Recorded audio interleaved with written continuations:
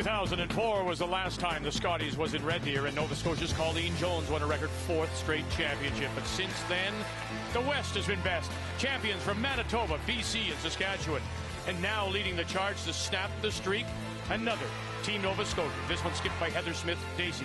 Last year, they won a bronze, and now with the same team, can Smith-Dacey and her crew use continuity to win a championship? Draw 2 from the Scotties next.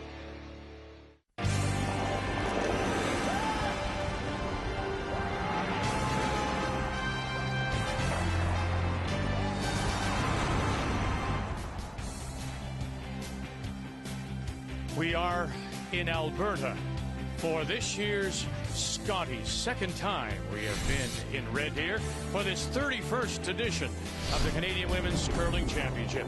Now, this afternoon, draw 1, we had 3 games go to an extra end.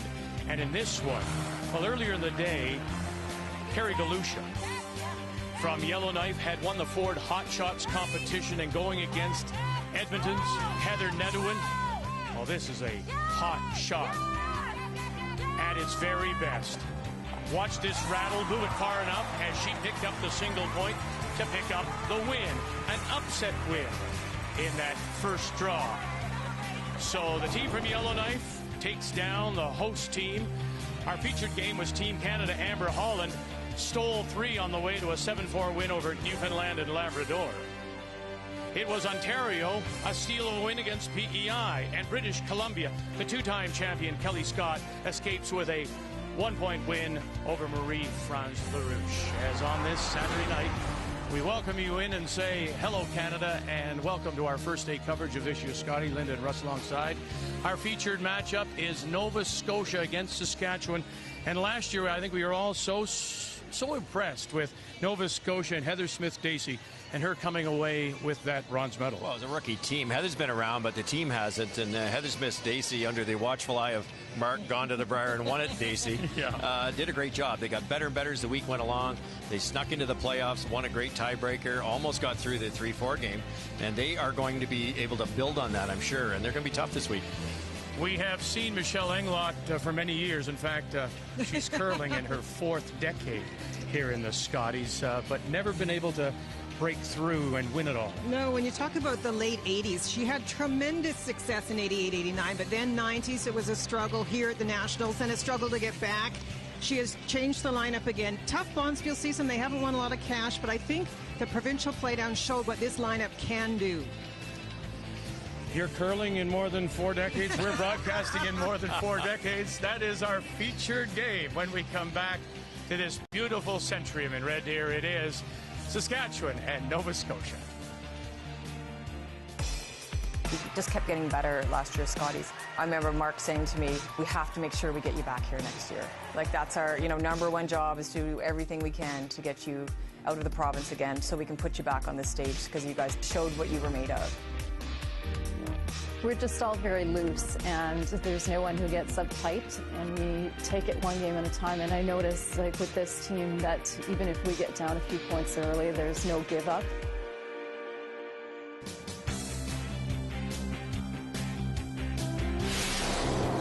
The 2012 Scotties Tournament of Hearts is brought to you by Cashmere Bathroom Tissue. Nothing feels like cashmere.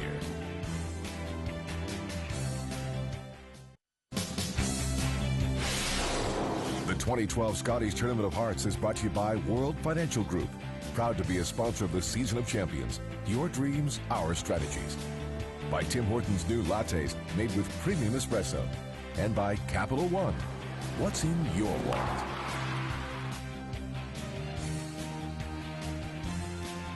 Our first Saturday night here in Red Deer. The game's on the ice. Newfoundland and Labrador against Quebec, both losing this afternoon. First games, of course, for Saskatchewan, Nova Scotia, and that is our featured game. Also first games for Manitoba, 4-time Canadian champion Jennifer Jones against New Brunswick, and Carrie Galusha, coming off that dramatic win over Alberta, goes against PEI, who dropped their opener.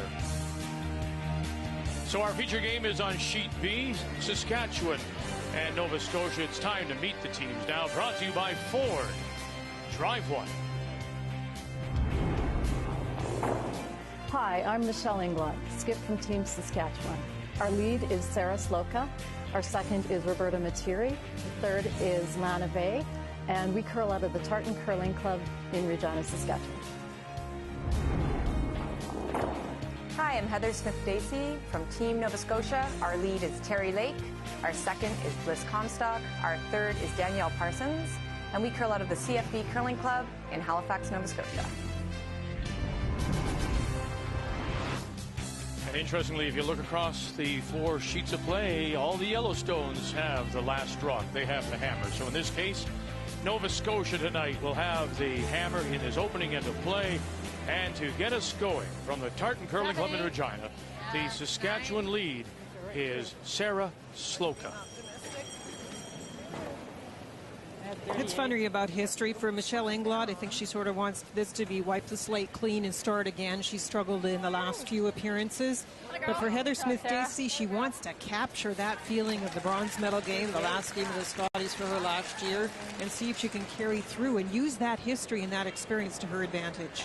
You're right. They got better and better, Heather Dacey, in Charlottetown there. They started slow, and, you know, again, I think rocks, lots of curl, a little quicker surface. And they got better and better with that young team, and they have to be able to build on that. I'm sure that's going to help them going through this week. Yep. Yep. Yep. Yep. Hard. Hard, Danielle. Hard, Danielle. Okay, good go. As we often see in the first end of the first game for these teams, as they didn't play in draw 1, we see a wide open end with the first stone coming in, an exchange of hits. The 2 skips trying to get used to the ice, figure out what's happening. They probably have a little clue from the first draw, but will manage it a little differently with their own throws and their own players. It shouldn't be hard to figure out. Dave Merklinger and Eric Monfort have done a wonderful job so far. About 4 feet of curl, just about everywhere, not too much, and it allows a lot of shots to be made here. All right, I'm assuming, I mean, why wouldn't they? I'm assuming that the 4 teams that didn't play were watching the game earlier today. Linda, what would they have seen about the ice? Well, we're not sure they were watching, but certainly someone on their crew, maybe their coach, would be watching and giving them a bit of a rest. But they would be watching for the amount of change, because green ice, day 1, does change, Vic. So they'd be watching that game to see if it did change a lot. So based on that, they would come up with what kind of plan? Well, it's hard to say for the first start of the game, but I think as this game progresses, Saskatchewan, Michelle Englot likes the draw game. She needs to put rocks in play, and Lana Vey is a key. She was great in 07 as third for Jan Becker. She can set up the ends. Nova Scotia, while they were great at the hitting game last year, they'll aim for a lower target score overall, but Heather Smith-Dacey, with the big struggle last year in draws, 66% is her draw percentage, has to boost that over the course of round-robin play. The game plan brought to you by World Financial Group. Your dreams, our strategies. Got a girl. Got a girl. Nice. Nice shot out wide there. Good speed control. Didn't overthrow it. There'd be fresh pebble there. It was a good guess on putting the broom in the right spot.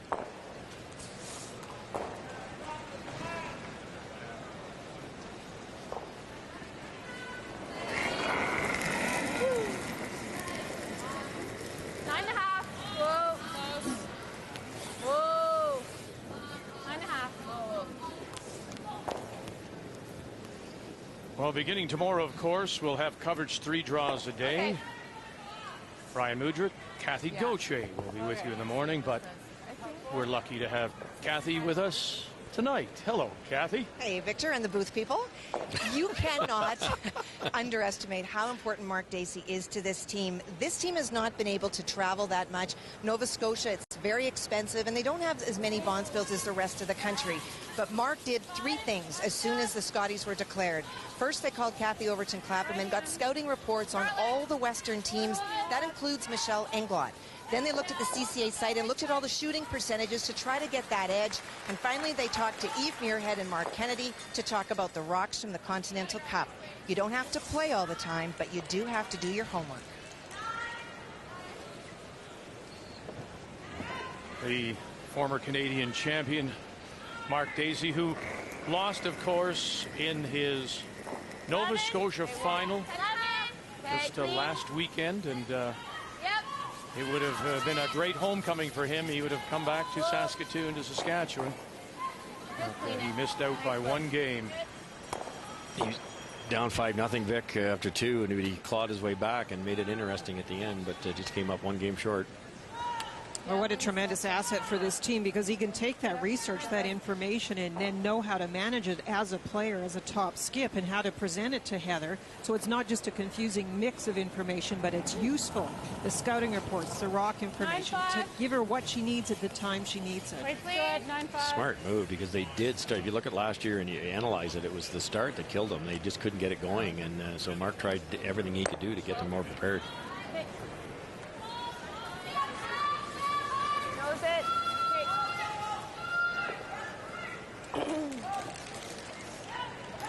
It's 10, you guys. Okay.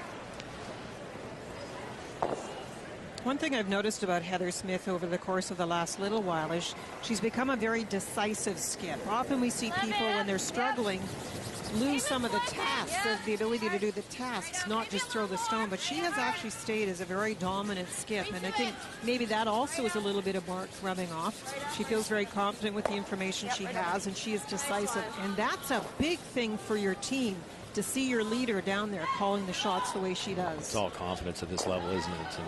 And Heather and Mark have played together for a long time, been very successful, won a Canadian mix together.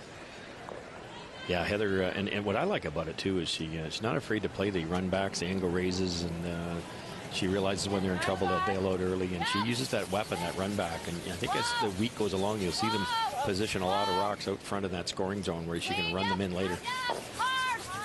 This is Lana Bay, who has played lead at the Scotties, but did play third the other time she was here and did it very well. And I think she'll be a key for Michelle Englot, and the success for this week will partly land on her shoulders. That might be why Michelle's here, to get through that tough province of Saskatchewan and beat the Stephanie Lottons and all the good teams that are there. And I think Lana's been one of the big reasons they won that thing. Danielle Parsons. Gotta go. Really gotta go. Clean, clean, clean, clean. Nice sweep for that. Good. Good.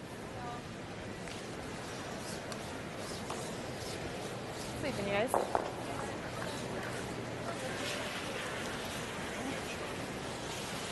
Do you guys have water down there already? Down that end?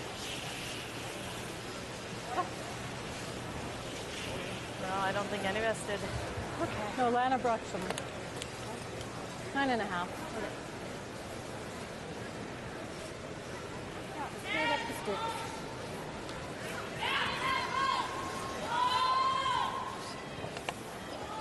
Her 7th Scotties appearance. But as you mentioned, Michelle Englot hasn't made the playoffs at the Scotties since 1989. 9-5. 9-5. No. Not finishing. That's nice. Shot. She'll roll it to the edge of the 8-foot.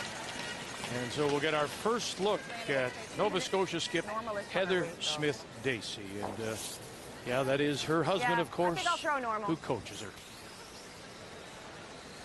Well, I think it just boils down to respect with Mark and I. I mean, we've always had a very special relationship in that when it comes to curling, we've played at very high levels of mix together, which a lot of couples can't do. And, you know, I think when the coaching-player relationship, the girls really love having him on board. And for me, there's nobody that I would want sitting behind our sheet than Mark, because he gives me confidence. I know he believes in me 150%. And he really respects me, and I really respect him, and I think that's why it works. Normal. Her first, Heather Smith-Dacey. Yep, yep, yep. Hard. Hard. Hard. Straight up, guys. Right to it.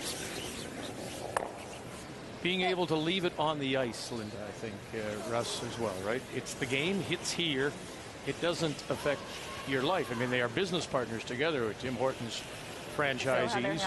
So you've got to leave the curling here because there's life to deal with outside. There is, but it's nice that they have such a positive relationship. It can be hard when you're that close all the time, home and on the ice. And it's interesting, too. I was thinking about it. The coaches used to sit in the stands in an upper position, and now for the players, they've moved them down behind the scoreboards, right in the basically on the ice. You're looking right at them all the time. So if it is a positive relationship, if there is that confidence that comes from that coach, what a wonderful thing to see every time you go down the ice. It has to help when your husband's won a Canadian championship, you know. I mean, it's he gets it, he's done it, he's proved it, and it has to make all the difference. The other thing too is I think it's fair to say he cannot ask her to make shots that he would necessarily make. He has to understand her game too. Yeah, correct? exactly. You have to understand the skill sets of every team you're coaching, and I'm sure he's very clear about what Heather and her team want to do and can do. But ironically, I think they both lean towards that. They can both throw the high hard one with a lot of accuracy. It's they both their get at a jail shot, I think, would be similar. Well, here's get out of the first with a blank shot for Nova Scotia's Heather Smith-Dacey. Shot stone sitting back four.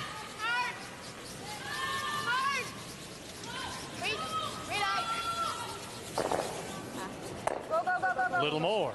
Couple of more turns. One more. And just enough. And it will not spin back. So the blank on the board. Nova Scotia maintain control of the last rock here on a Saturday night in Red Deer. Our first update on this Saturday night, second draw of the Scotties, comes from Sheet C. Manitoba, four-time champion Jennifer Jones. Interestingly enough, Kathy, it is New Brunswick. Now, we're telling everybody, Rebecca Atkinson is the skip, but Andrea Kelly still throws the fourth stone. Well, she does, and Jennifer let her off the hook by rolling out. Andrea's trying to hit about 3/4 of this to blank, but she stuffs it straight back and gives up the steal. So Manitoba and Jones out of the St. Vital Curling Club in Winnipeg have the early lead as we welcome you back to this beautiful Centrium in Red Deer. Nova Scotia with the blank means that they will control the last rock. Heather Smith-Dacey from CFB Halifax has the hammer, playing the Yellowstones here in the second. Have a look, guys. Wait. Well, I didn't think Saskatchewan would wait too long before they started to put some guards in play. As I mentioned, Michelle likes the guards, the come-arounds, the quiet taps, as opposed to Heather Smith-Dacey. And so I think Michelle Englot wants to force this into the quiet game.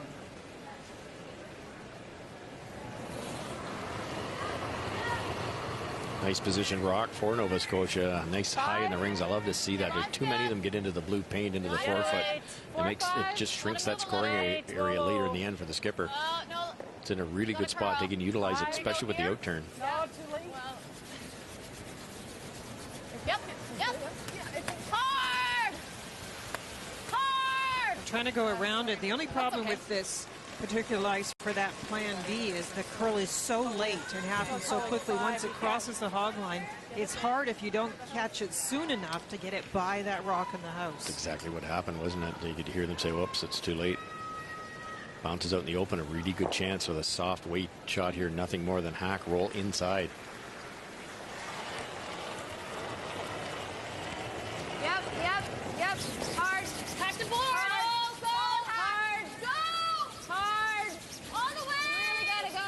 Liz Comstock, Danielle Parsons, really moving towards that center line card. Oh! Yep. Okay, now a little rub off their own and enough just to push it to the back and through. So very nice brushing by Parsons and Comstock.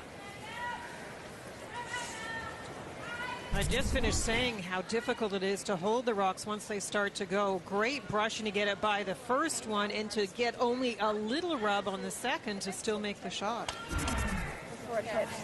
Yeah, it bounced around in there. Can't see enough of this to make the double. You might be able to bounce around the second, but more importantly, you'll be buried. Just get to the inside here. A little bit more weight than the last shot. Sweet, Bert. Bert is Roberta Materi throwing the second stones for the Saskatchewan champions from the Tartan Curling Club in Regina. Okay.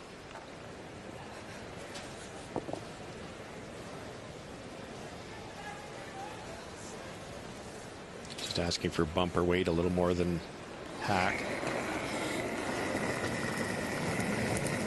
Whoa. Forward. Whoa. No. No. Yeah, roll here. Yep. Yep. Hard. Hard. Really hard. Okay, whoa. On the nose. Okay. All right.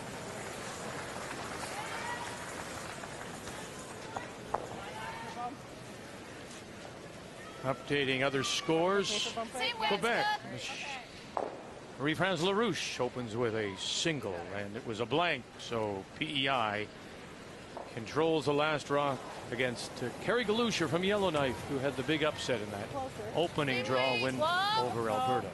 Close. Yep. Whoa. Whoa. Whoa.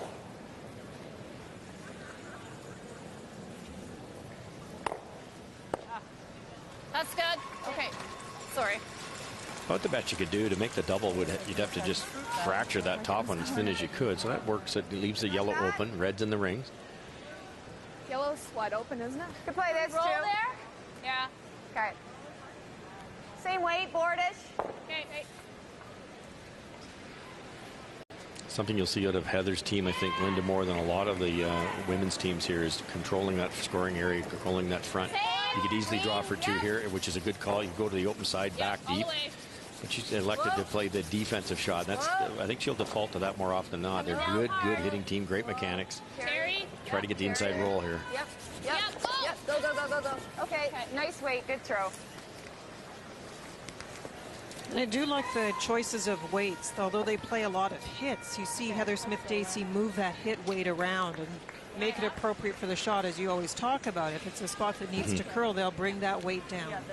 That's so crucial, and I'm sure they've learned that off the very top teams in our country, that's the difference between the good teams and the great teams, is throwing that right weight at the right time. Tough double here. Big scrub here by Sloka and Materi as they try to get it by the guard. They do. And one, and the jam gets rid of only one. Spills it to the edge of the 8-foot.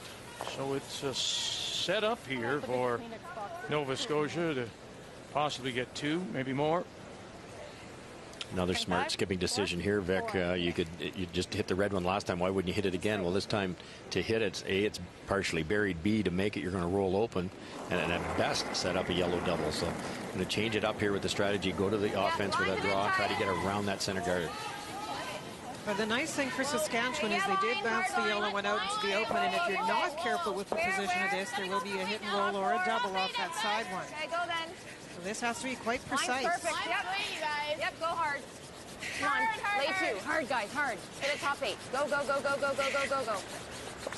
nice taking. Okay, good, Danielle. Straighten it out as it spins, center line, top 8.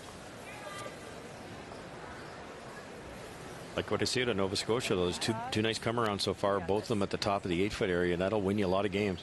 Straight up.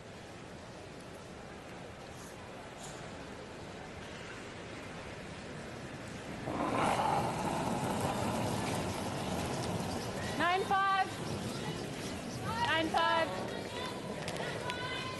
No. Yep. Whoa. Called right off now as they look for that inside roll. Not quite good enough to be shot stone. That is still Nova Scotia. Sorry, Lana. I thought it was going to go a bit harder too. Yeah. So I was expecting it to jump like.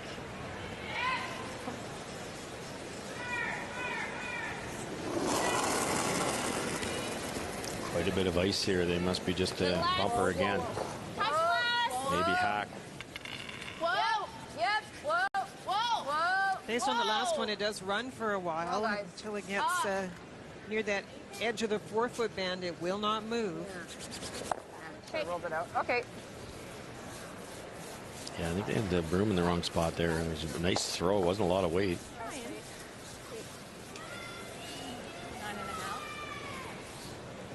About there. So we need to get to half a rock on the inside. Yeah. I think that's pretty close to yours. Michelle Englot, in her first appearance since 2008, went through undefeated in her provincial championship, beat Stephanie Lawton 9-7. Second straight year that Lawton lost the Saskatchewan final.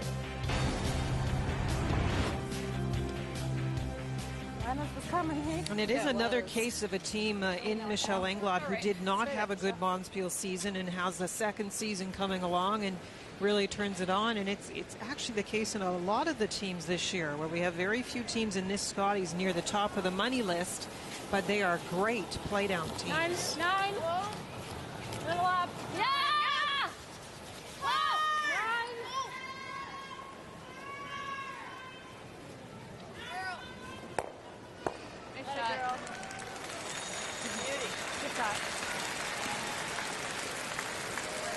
Nice throw. Yeah, that comes up nice there. Yeah. Nice throw here. I guess I could try and play this, but That's a pretty precise. tough. You Yeah, can't let's play here. right? Extra ice. Do you think that's good? It's giving you here, I know, for a draw to the button. but it was only ending up here-ish. Yeah. But I think it just makes sure 1-2, right? Yeah, exactly. I think that should be all right. Is that good there? I think we could take edge. Okay. I think it's not going to be too much. For Heather Smith-Dacey, the native of Moncton, New Brunswick, she was a winner over Mary Matador, 7-6 in their final. Her fourth Scotties appearance, former Canadian junior champion when she lived in New Brunswick. She has won 3 Canadian mixed titles, one of them in New Brunswick, and one of them, You guys like this? Do you like or the 2 of them Christmas tree rather, on in the, Nova Scotia. I don't hate, What's I don't that? hate it that way. The intern? We know it. Well, I mean, she's got that hit and roll looks pretty juicy, doesn't it? Yeah. They are concerned about leaving that yellow one that is shot rock. I think we play right the in the end because open. that hit and roll looks pretty easy. Yeah. I mean, you have to be here, I think, with the draw. So if they hit and roll, then I mean, even if I'm just shot here, right? yeah. Well, we've played this. I know, we know this this. If I'm heavy, you can kind of. Yeah. Okay. You got some more options here, but I mean, this is pretty good if we can come in here. I mean, if it's coming in, you can always it'll curl into there as well, but try not to set up the double. I mean, we could just play this as well. Well, I think if we're like, you have to be pretty precise not to set up the double. Don't you think? I mean, even if I'm here, it's not terrible, is it? Well, I want to go quickly to the game between Northwest Territories Yukon and PEI. That one lonely red stone sitting in the 8-foot right beside the brush of Rebecca McDonald of PEI, that belongs to Carrie Galusha. Now, Carrie Galusha earlier today, Kathy, she was the upset winner, the giant killer early win over Alberta. Galusha in danger here of giving up 6. Final stone for Kim Dolan. Trying to hold it, Sinead Dolan. Nancy Cameron knows she'll crash on her own and still get it. Count them up. 1, 2, 3, 4, 5, and 6 for PEI. They just about got caught there, Linda. That was unbelievable. Halfway down, they just couldn't get it in the brushers' heads to get on that rock, and they just barely hit that thin enough to get the 6. Wow. Line's tight. Back 8. Back 8. Someone hoping to set up an end is Heather Smith-Dacey. This is a tricky little spot. There's a lot of places this could go and you would leave a shot, so you have to be careful about the positioning, but a great chance. You gotta go hard. Hard, you guys. Go, Really hard. Okay, whoa, whoa, whoa. Ah. They're playing for the rub. That's the extra brushing, and that means it goes too far when it doesn't touch the rock in the house. Maybe overthought that one a little bit, Linda. I like the original call when they were going out wide, edge of the 12-foot. Just draw the 8-foot with the out-turn side. Yes, there would have been a hit and roll, but Michelle still had to make it. This way, it's eliminated a possible deuce completely.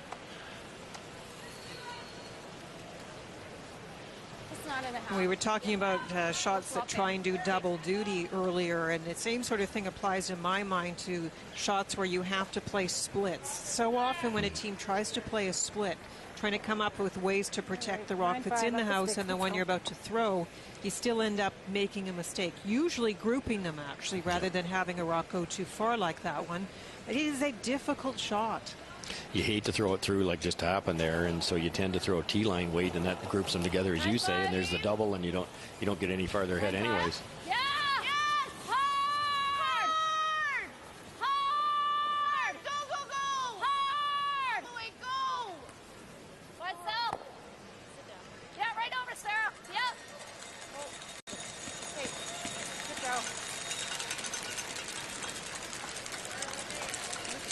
You know, I was just thinking about Kerry Galusha and that 6 given up.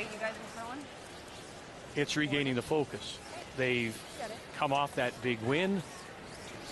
Now we're gathering up, we're playing PEI, and we're just going to go out there and throw them around. Well, I talked to Kerry actually before this game. Don't forget, she was in the hot shots all 3 rounds earlier today, and she was tired. And she's tired as a skip mentally. You have to think the team is tired playing all those shots and brushing so much. Yeah, you had a 1-hour practice earlier yesterday through as many rocks as you possibly can. That's exhausting, matching rocks, timing them. And all of a sudden you go all the way through the entire hot shots with the 2 brushers for Northwest Territories. You're right. It takes a real toll.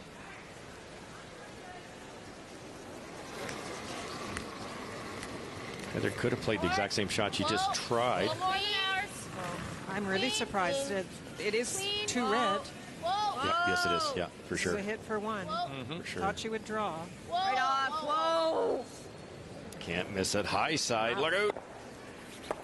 Oh, and he gets away. Gets away on 2 counts, gets away with the jam and the roll. Falls behind early. Saskatchewan steals 1.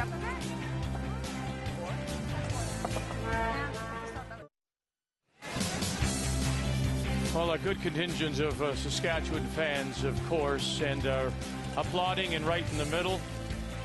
Those 2 young men are Derek and Brett Englot. And Derek on the right is wearing the sweater his mother wore in the 1990 Scotties. That was played in Ottawa and won by Allison Goring. Linda, Russ, years ago, well, Linda, you remember we did a show, Canadian Curling Weekly. And there is footage of Michelle at the Tartan Curling Club pushing those boys around on a stone. Yeah, that's how long it's been. And we've been there through it all. Yeah. What does that say? Yeah. Well, the boys will be happy because Mom's on the board with a 1-0 lead, the steal of 1 in the second. And here in the third, Nova Scotia once again will have the last rock. They have the hammer playing the Yellowstones. And we hate to be critical because everybody's out there trying their best, but I was shocked that she played the hit. It's one of those things when you have the 8-foot and you have a path that you know, as they've already played it once, the draw is the shot you've got in your hand that is so makeable, as opposed to a spot where you have to hit and roll inside. If you roll outside, you do make a mistake, as she did. Exactly. I think, in fairness, Heather had seen both shots, but she'd only thrown the draw. She hadn't thrown the hit, and the hit's a different release from a different curler. There has to be a little bit of doubt there, and it just tracked on a little bit, hair more weight, and that's a big steal because it looked like a deuce the whole end. And I said that Heather Smith-Dacey last year struggled with draws, and I know that her strength is hits, but you have to come prepared to make a draw, and it was just to the 8-foot. It wasn't to the button or anything. And you have to get in that hack and feel confident with that draw shot as a last rock thrower.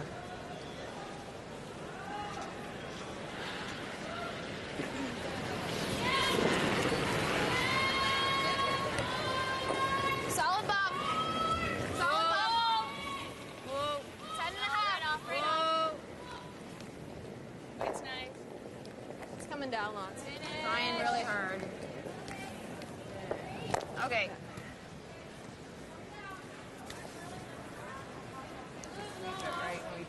Yeah, but still. Okay. 9-5 on the nose.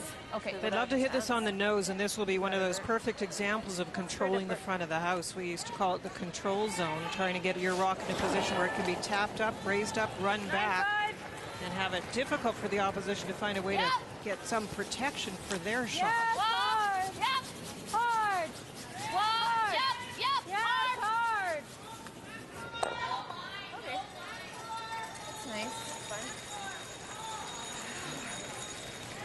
even though they're close together, it's a tricky little double, because when they're that close together, when you're throwing a circular rock like this, it's so easy to hit the top one too thick, and you won't have enough power to get the second one.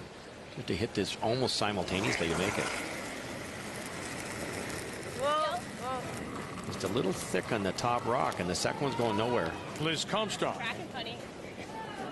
Okay. And she's only going to get the one. Just a release. Just a release.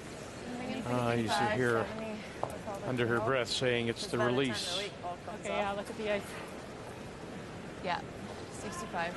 Gave it a little bit of a forward extension, almost a shove, and with that bigger rotation, it's a little difficult to split the stick sometimes. It's easier to throw that out turn wide. 65. Okay, we got room. And I'm wide. Got lots of room this time. Lots of room. Yeah, we Let it work. Doesn't matter. Just leave it short, or? Yeah, no. Just a 5. Yep. Yeah. Yep, go. Sorry. That's good. Now, it looks like that is Nice way, Bart. quite a big miss, that it missed by so much as far as going around the guard. But it isn't that much off on the release point because the curl is so late. Newfoundland Labrador against Quebec. Marie-France Larouche opened with a single, Kathy. This is hopefully for her anyway, a bounce-back game for Heather Strong, the team from St. John's. She gave up that steal of 3 earlier today to Team Canada, Amber Holland, and went on to lose. Well, and this is a draw for 2. She made a really nice shot on her first one, burying it in the 4-foot. Marie-France tried to play off her own, only got 1, so this is in fact a draw for 2. She can bite the 4-foot. There it is, 2 for Newfoundland Labrador, and the lead on Quebec.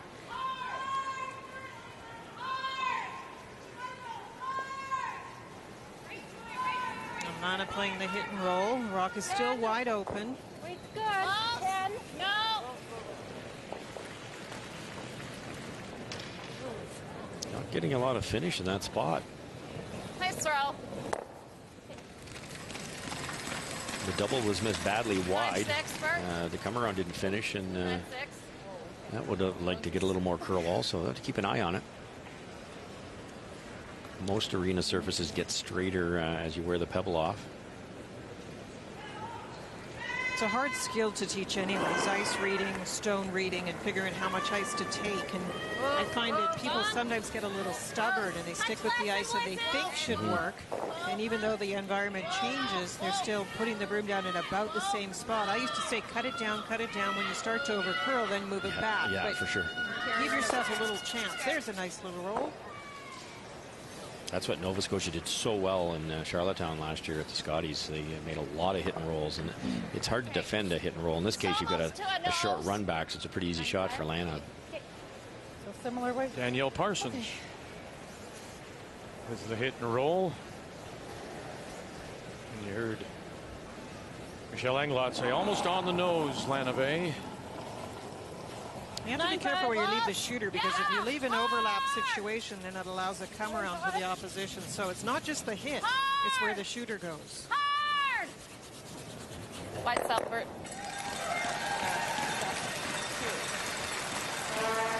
Pushes the Saskatchewan stone in behind. And now the return short run back this time for Nova Scotia. So 9.5. If that center guard hadn't been freed up by the roll going as far, I would have been tempted to come around, but I can see Heather's thinking here with that red guard sitting in an open position. 9. Whoa, close. Yep. Hard.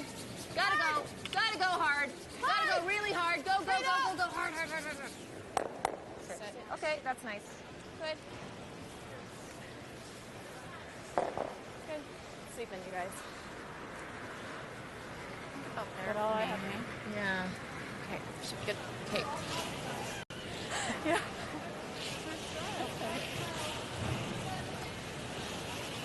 Quite often you can play a whole end, an end like this, where you're trying for a key hit and roll. And really, the first 6 shots for your team are a setup. It's called a skips deuce. You're hoping with the hammer you get your 2 skips rocks into a position where they can score the deuce. this is that kind of end that could still generate the deuce, depending on this roll. If Michelle can get a good roll, it makes it tougher. Well, Manitoba had the steal of 1 in the first. A blank in 2 means that New Brunswick has the hammer here in the second. 9 up. Once again, to just update people, Kathy, New Brunswick out of the gauge in Oromocto, with Rebecca Atkinson now skipping, but Andrea Kelly still throwing the 4th stone. Are they trying the double here?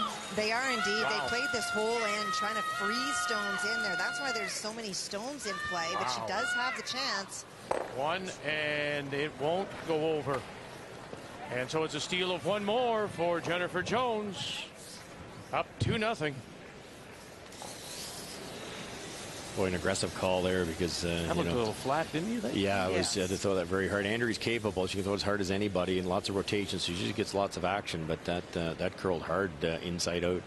Do you know, it's funny because I was looking down there knowing that we were going to show the highlight, and the first indication from Rebecca was she tapped in front of the stone as if, let's just draw down to it. And I think probably she was called off by, I can't say. No. But obviously the decision was changed. No, you're exactly right. They were just going to play the soft tap with maybe back ring weight, and that's why they took about, it looked like 4 feet of ice, and all of a sudden they decided to play the double. And it's not wrong, but it's one of those ones you make the right wrong call. If you make it, it's the right call. It's hard to get behind Jennifer Jones. Sometimes you can look at a situation and say, well, it's a team that'll give me lots of chances to get back in it. And falling behind by 2 isn't so bad. I think in that case, you have to be careful. No kidding. So Heather Smith-Dacey got the miss she wanted. She's got the come around. So that needed to be a lot further. Maybe just a little slow. Yeah, it was early released. okay. Yeah, we can fill that in. Easier, eh? Well, we showed you PEI getting the 6, and a chance here for the team from Yellowknife, Carrie Galusha, to get a couple back, Kathy. And it's tough. It's so early in the game. The team from PEI tried to run a lot of rocks. They got a couple of jams in the house, and one really good shot has led to this chance for a deuce. But you know something? This is not a bad thing. I mean, it's happened so early. There are lots of ends. So if you're going to give up the big one, let's do it early. And so the team from Yellowknife, Galusha on the board, trailing 6-2.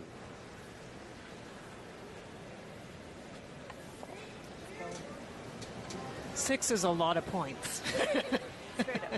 I understand what you're saying, Vic, but 6 is a lot of points. But, I mean, what did we see last week at the juniors, remember? Yeah, they were making a big comeback there. And Manitoba almost snuck back in that game. Pretty good.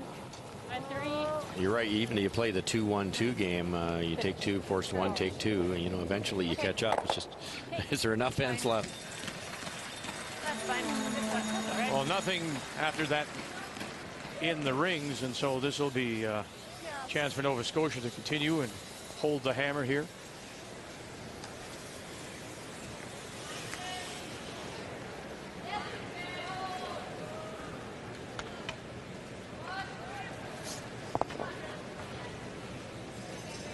Heather Smith-Dacey.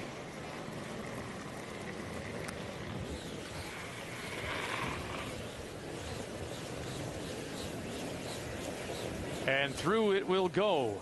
Another blank. That's all right. Blank. Here in the third, Saskatchewan with the lead, coming on a steal in the second.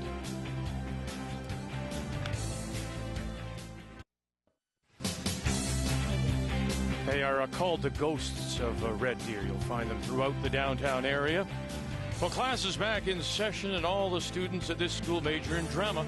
Don't miss the return of Degrassi with back-to-back new episodes Friday at 9 Eastern on Much.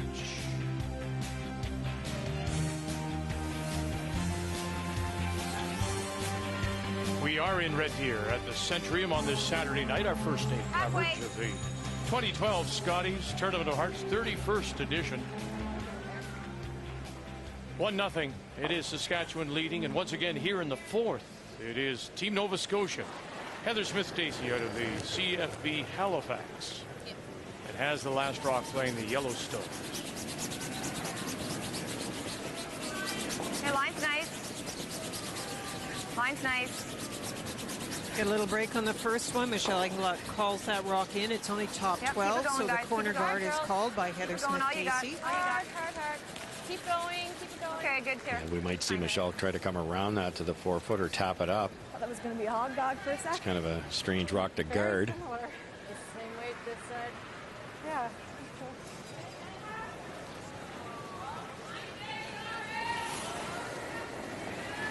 If you're doing it, you're certainly looking for something different than most ends where you start with a rock that's only top 12. She's trying to get more rocks in play. I mentioned that was a plan, but you have to hope that you're going to have a chance to better that, because to come around on a corner guard is going to be pretty simple to get shot rock. That's good. All right.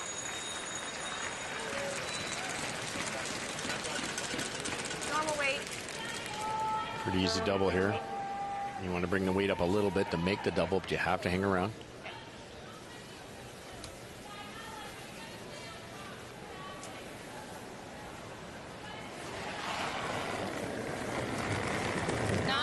Whoa. Heather missed the steal point here in this very similar spot wide.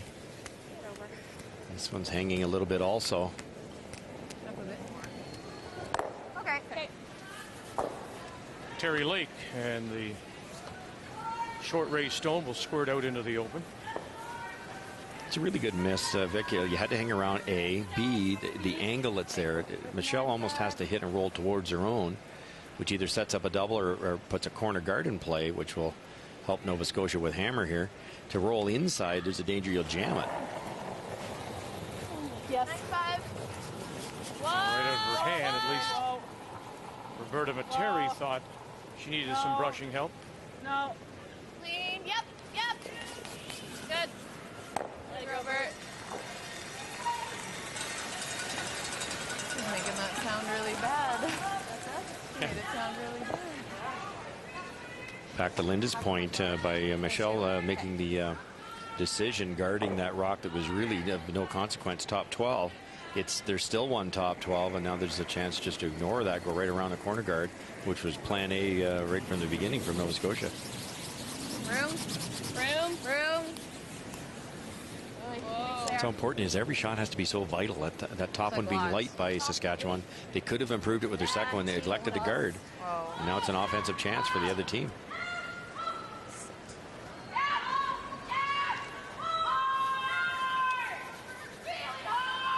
Okay. Sorry. Okay. Heather. Yeah. Not too much on that packet. Just a little positive.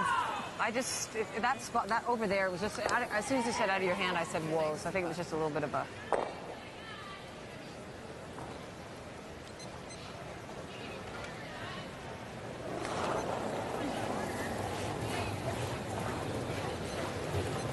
Calling for the freeze. Good luck, Scott. 5. Not curling yet. 6, 7. Wow. Let's go. Teams without the hammer trying to limit scoring, play the freeze, trying to make it so that that stone that's in the house already will not count. The team that is trying to set up the deuce wants it a little higher so that they can't play that freeze. Sorry, Bert.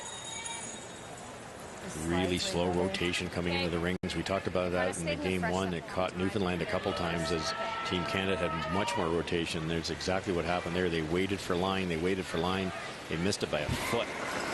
That's big a difference if you have a slow rotation on these type of rocks.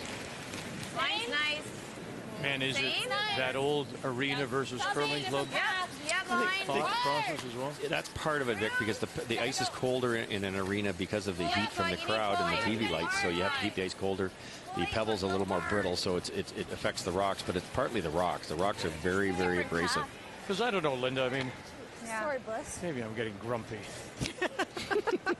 Hard to believe. But Getting. But you know, some things you're willing to forgive and understand. But after so many years, rotation in arenas, you should know.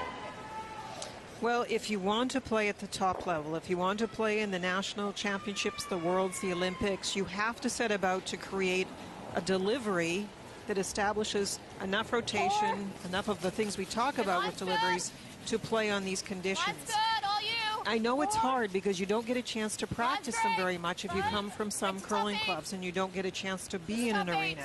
But if that's what you want to achieve, you get here, you have to be able to make the shots with these stones on this ice.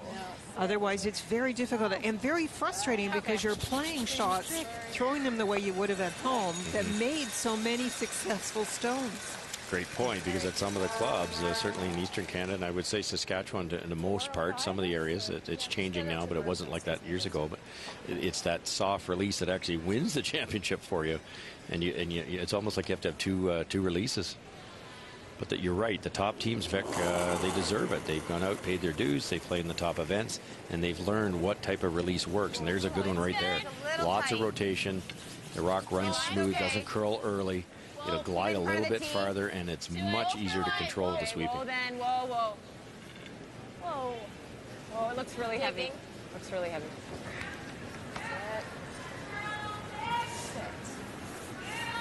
Okay. Okay. It's pretty good. They wanted to weld that right on the rock, but it's partially covered, so they can't. Michelle's team cannot throw a lot of weight here to get this out. Okay, your sweepers know it, you know it, we're good. Just the same. Same weight? Yeah. Okay. These little come-arounds where you have this series of rocks in a row can be a little nervous, especially for the team without hammer, because if you get a little off angle, it becomes quite easy for the team to set up their stones in a better spot. Right now, for Saskatchewan, it's not bad. The angle of the reds at the back isn't bad. They can get a good one onto this yellow, and it will not be easy to remove the reds. Another slow rotating rock here. Watch this go. Plan of A. Okay.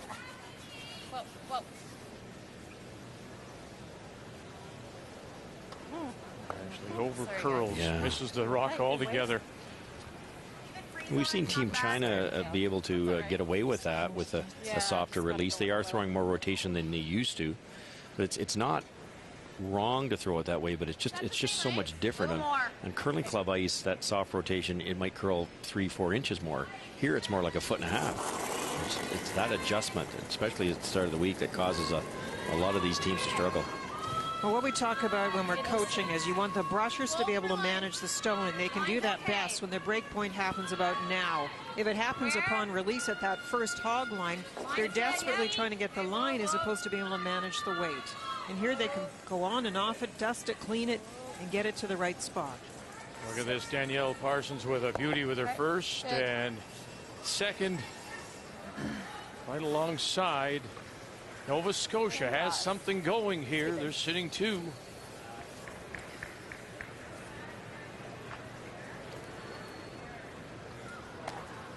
And that top yellow one's going absolutely nowhere, and you have to just about hit all of the top one, which is partly buried, to get the back one. This is a dangerous situation for Saskatchewan.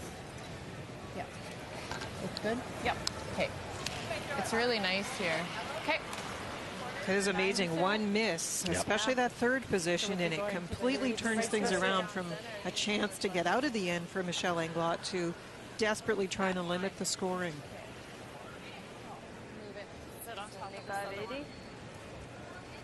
Couldn't be much better situation for Dacey. The front's wide open. You're playing around a corner guard with hammer. That's the best situation you can have.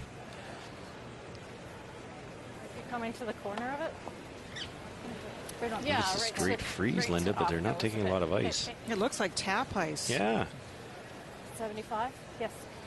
Maybe tapping that one on the nose, moving the back one out and staying for shot rock. I think that's the option here. After her provincial win, Michelle Englot was saying that she was playing with that old-time confidence, and she's going to need some of that right here. Still hack, lots. Back. 48. A little extra weight, lots of rotation. This will run a wee bit straighter. No, sir. Bump one back. Almost sits on the corner. For the moment, Saskatchewan is sitting 1. Top edge of the 4-foot. Nice shot. I think some up a little more. A little more. Yeah, see if we can lay 2. Just bump it. Yeah, see if we can lay 2. Is that air? Hers really finished her. Yeah. What do you think? Back line. I need some weight to get it back. You know what, that's going too, right? Well, I You mean, can see Mark in the background, the coach, looking at all the angles and thinking with the fifth player for Nova Scotia, what might happen. I think we can if you Solid want. This hack. is always going into here. Exactly. Melanie Comstock is the fifth for the team from Halifax as we go over to sheet D. And Northwest Territories Yukon sitting 1, 2. It looks like they're sitting 3. That's what PEI is facing. Hey, Kathy, they got 6. Northwest Territories got 2. You never know. This comeback is on here. Well, and the really misfortunate part for Carrie Galusha is on her final stone, she came too deep, Vic. If she was able to stop in the 8-foot, hitting any of these stones would have been useless. It would have been a draw to the 4 or nothing. Instead, it is wide open, but she does need to stick it.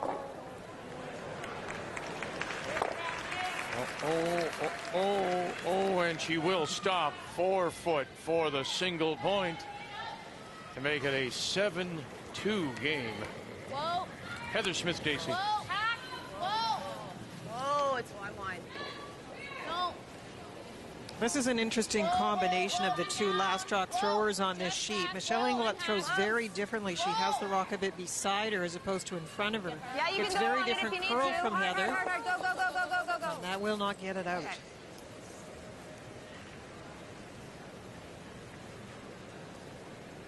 It's a little wide. Yeah. It's not going out all right. No. It's not an awful mistake, though. Heather would love to tap that out and sat 2. And what does Saskatchewan do now? Try and move that. Yeah. So we could go right to I here. didn't mind the corner. It was kind of my first. I think I like that. I think we need out to here, yeah. You could throw the straight guard in the situation, If but it's there, that's if the okay. guard's on Yeah, the center that's- line, you might be able to come out and tap that yellow onto the red. It was just thrown. Are we right to it? I think they're going to corner freeze on the rock that Heather just threw. Linda? That was the call. Get 90 then? Dangerous. Well, even 95. So you come to the nose of that and you have an overcurl, Yeah, which you they've know done it's twice like- this end, and you freeze to that. It's a wide open hit for 3. Okay. 95. Yeah, I think you can overthink this one. Yep. That red one, if there's a guard on it, is not easy to get Exactly. What did I just throw? 50? This is not a ton of ice either. I know Michelle throws more handle, so hers should run a little straighter, but you want to miss this on the high side, on the center line side. You can't overcurl here. Line's good. 7. Line's really nice. 6, 7. Michelle Englot and her last here in the 4th. Nova Scotia with the hammer. Trying to protect stone that is sitting back 4. Oh, too short. I kicked that yellow one on my way by. The high one. Yeah. Well, you could just see that happening, Linda. You have to understand what they finish on the lighter shots, how much they curl. That could have been on the center line, and it would have been an awfully tough shot for Heather. Back with it, though. Wow. You threw that really good. Can you guy over here say she needed a little more ice? She did. Yeah, you could tell. Just because that was Yeah. between back line. Just a hair outside edge of the 4 foot I mean, with I a came broom, out and then about it here. curved to the other side of the 4. That's 4 feet of curl. We've been getting closer to 5. And they'd love that one back. Now, quiet tap for 2, or can you move it far enough to bring a 3rd into play here as we look from Same this kind of weight. end? As I'm thinking that top blue here, I is, just got that one a little wide. if you can punch it, push it through the hole, could you bring a 3rd into play? Yeah, I don't even think you have to punch it through the hole. Even if it hits that very back one dead on, it's going to be close for 3. 2 for sure. Your shooter will stay. If you could just hit it a little off center, I think it's there for 3 pretty easy. Okay, hackish. I think the hardest part is putting down the broom because you've seen so many different amounts of curl and different weights that have been played. Just make contact, hit it thin, roll away, you get your deuce. Final stone here in 4. Saskatchewan leading 1-0. Danielle Parsons is calling on Liz Comstock, Terry Lake. Hard! Hard! Hard, guys, go hard! Big brush now. Get it by their own. One, back, another one. Yes, move it back. Oh, now it's close. 1, 2, and it really does look like it could be a third point.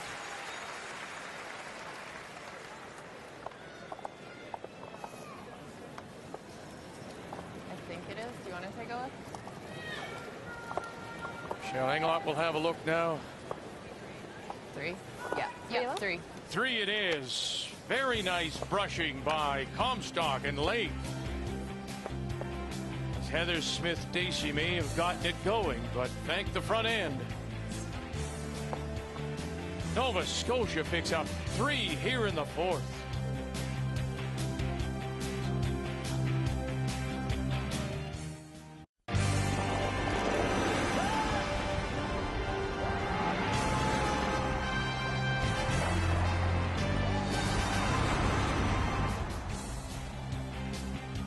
Checking in on Manitoba and New Brunswick.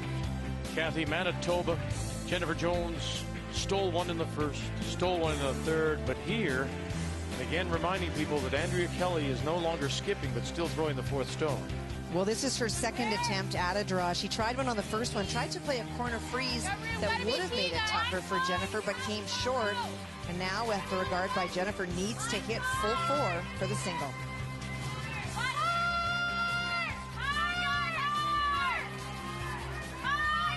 Jill Babin, Jody DeSola on the brush, and right to the pin.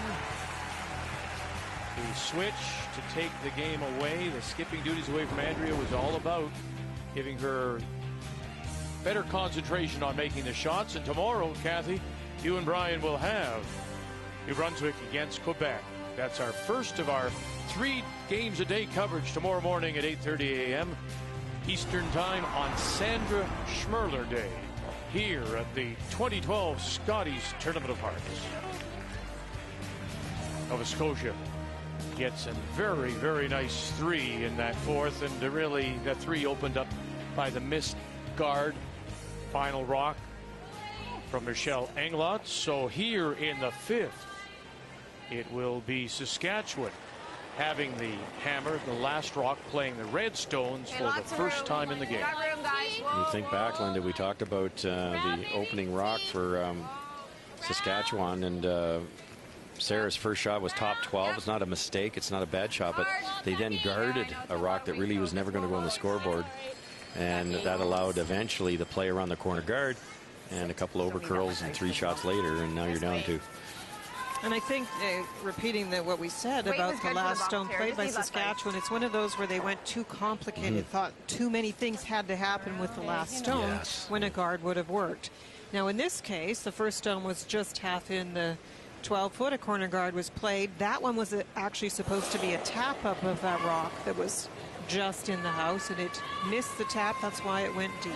And that's the exact same situation as last end, where the Saskatchewan guarded the top 12, whereas Heather, I think, made a smarter move to tap it or go around. It just came a little deep. Oh, no, coming down. Line's good. Coming down 7 to here. Whoa, yes, whoa, whoa, whoa. Oh, here. Let it, girl. Nice shot. We thought it was hot. Yeah. It's a very nice come around. And that's why Heather promptly goes up to peel off the guard. On the out? Yeah, but it's jamming. Okay, peel's fine. Oh, I think I like the peel. I think I like that too.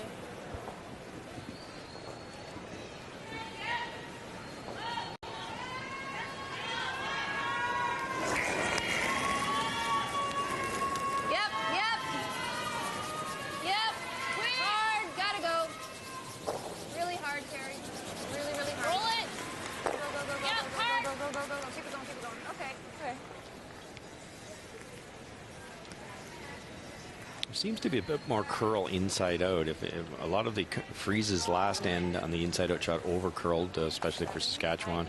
There's a hit that over curled. Some of the outside in shots, we saw Heather jam one and give up a steal. Didn't curl as much. It seems to be a bit more curl going to the wing.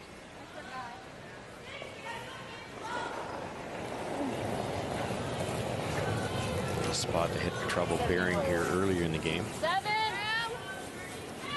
room. 7. Room. Slow rotation. This has to curl. That's what I was going to say. That is the one thing when you have this straight path, you're going to have a little advantage with the way you throw it if you're Saskatchewan, but that one's even going over curl, even with that amount of ice. All right. Okay. That works. Got the break as rolling over as a corner guard. Did it ever? What do you guys like? I don't mind the peel again. Okay. Do you want more?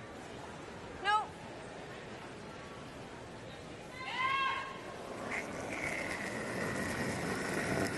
Better rotation.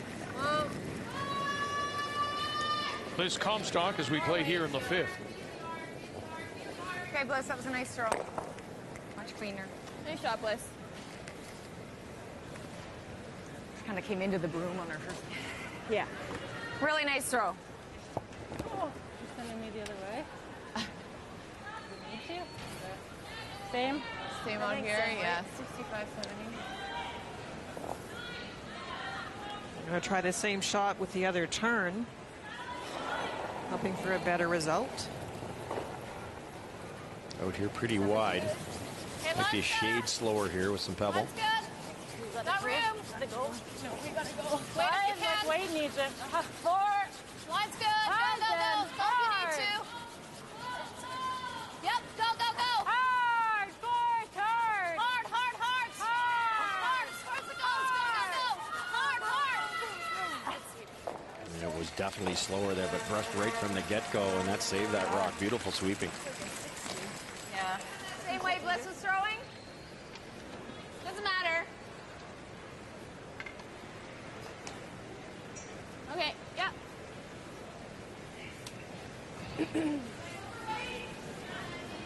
Try to roll right across here. You'd be way behind the tee line, but you should be shot rock, and you might be able to bury a piece. Yep, yep, yep. Hard. Hard. Hard. Hard. Hard. Hard right up, guys. Hard, hard, hard, hard. Yep, right to it, right to it. I actually saw with that angle that Danielle actually pointed it. I call it, that's the outside in movement of the hand applying the in turn. And that's what Bliss did on her first of two, and that's why there was so much curl on that one and the one previous. You heard Heather even say it. She came into the broom as opposed to throwing it straight down the line to the target broom. And you mentioned that earlier. That's not the way to throw it on this type of surface. So a great chance here for Saskatchewan to get the points back. Lanave. 6. 7. Room. 6. We got room. 7. Room. 8. Lots good. 8. 9. Back to this cutting. One. Yeah, it's there. It's there. Blue line. Just to it. No, it's a little push. Okay. Okay. That ran pretty fast. Yeah. How do you like here? Well, you heard Michelle say there, Ross, a little push. Further to what you're both saying. It's just unforgiving. It's never coming back. Is that it? Yeah. Again, these rocks, the Blue Hone inserts are very smooth, and if you give it a push, you'll pop it out there. It'll run for a while if you have lots of weight. If you throw a lack of handle, and once they die, they'll curl like crazy. So it's easy to get caught on the release because, as Linda points out, any inward motion, you're dead. It's gone. It'll curl, but any pop outward, it'll track for a little while. And if you overthrow it like that, just that extra 2 feet without any brushing, it's not going to quite finish. So it's very important to have a consistent release. Hard. Whoa. Whoa. Whoa. Whoa. Whoa. Whoa, whoa. Okay, sorry, I just got you on the street. It's fine. Okay, good. Huh? Yeah, I'm fine. All right, Lana. Michelle could get a little aggressive here and throw the freeze. She's down 2 points. 2 would be nice. 3 would be better. Right.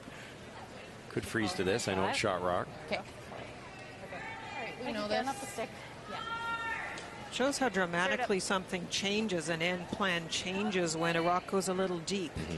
Because as soon as that went deep and then the hit's made, the Yellowstone is shot rock. If they had somehow kept it on the top part of the house, it would have been harder for Heather Smith-Dacey to take this end away with those hits.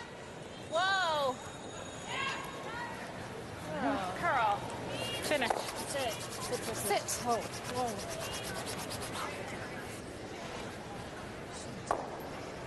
Only us here.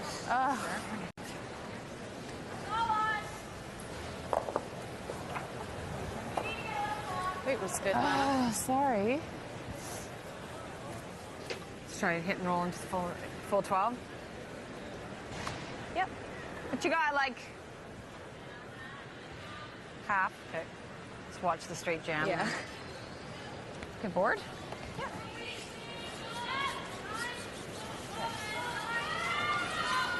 Checking in on Prince Edward Island and the Northwest Territories Yukon. Of course, that big 6, Kathy, the PEI scored in the second is the difference right now. But Carrie Galucci got 2 in the third and has chance for more here.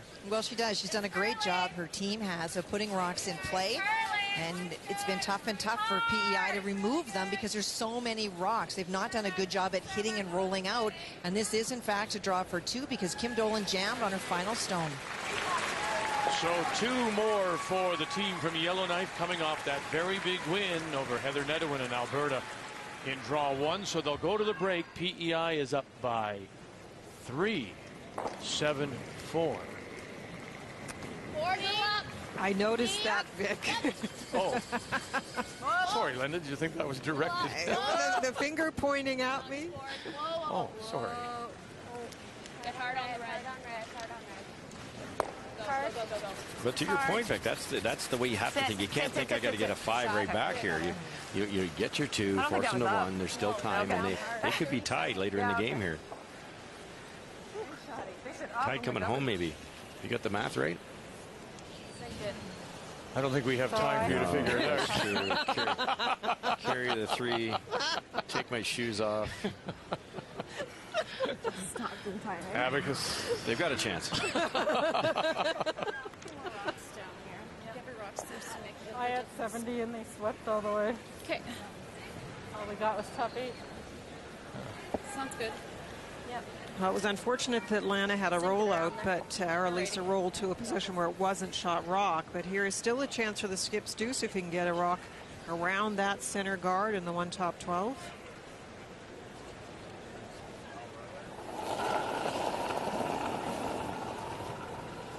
Line's good. 7-6.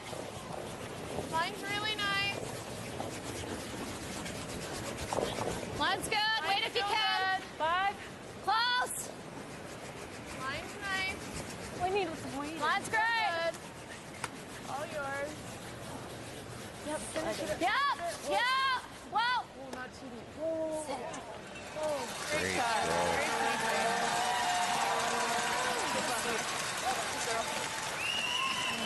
I don't know if it's eyes playing tricks on me. It seemed to straighten up there for a moment, and I don't know whether it's just that a little piece of ice there, but there was some finish. But ice there, and it was coming in nice. Well, it definitely takes its time, Vic, and especially if you do have the rotation, it's about the 3/4 pole where it makes its break. So it did happen late. That is a great thing, though. That's why the brushers can get it to Barry, because you hand them the right weight, and the finish is late.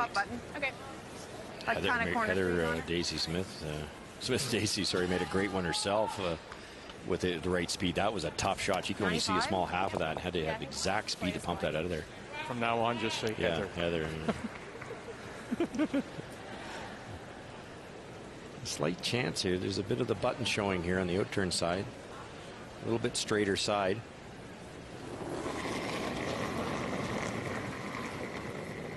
This is her last. Remembering now that Saskatchewan does have the hammer here in this 5th end of play. Where? Lots of weight. Probably take it deep so it's a harder shot. Whoa. Nothing from late, from Comstock. Okay, yeah. Yep. Whoa, no, it's fine. Whoa. And back it will go. Sit back edge of the 4. I talk about things that are frustrating in curling, and as a last rock thrower, it's frustrating when you don't hand that rock to the brushers. If it's at least top house and it's something they have to get by to score, then you're feeling like you've made some contribution to the end. A little bit faster. But as the down Brushers this were spot. saying, we're just going to leave an easier shot by having this at the back of the forefoot. What did I throw? Isn't that curious, though, Linda? Russ, there So is 80? Michelle saying to the front end, after having watched that stone, is it a little faster right now? Think so? No, I don't think so, Linda. No, they're talking about the two sides of the sheet being slightly different, but we've seen this path a lot now. I think they should be quite confident with it.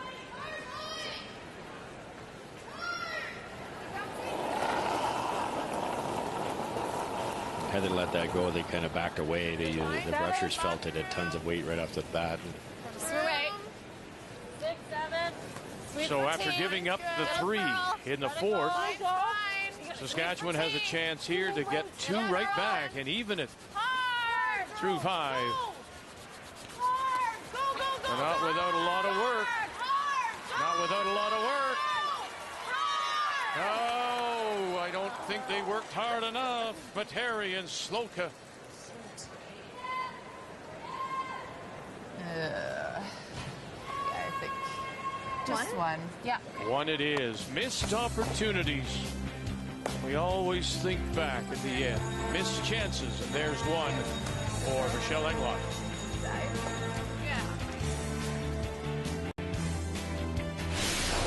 The 2012 Scotties Tournament of Hearts is brought to you by M&M Meat Shops. Hundreds of meal ideas, one aisle.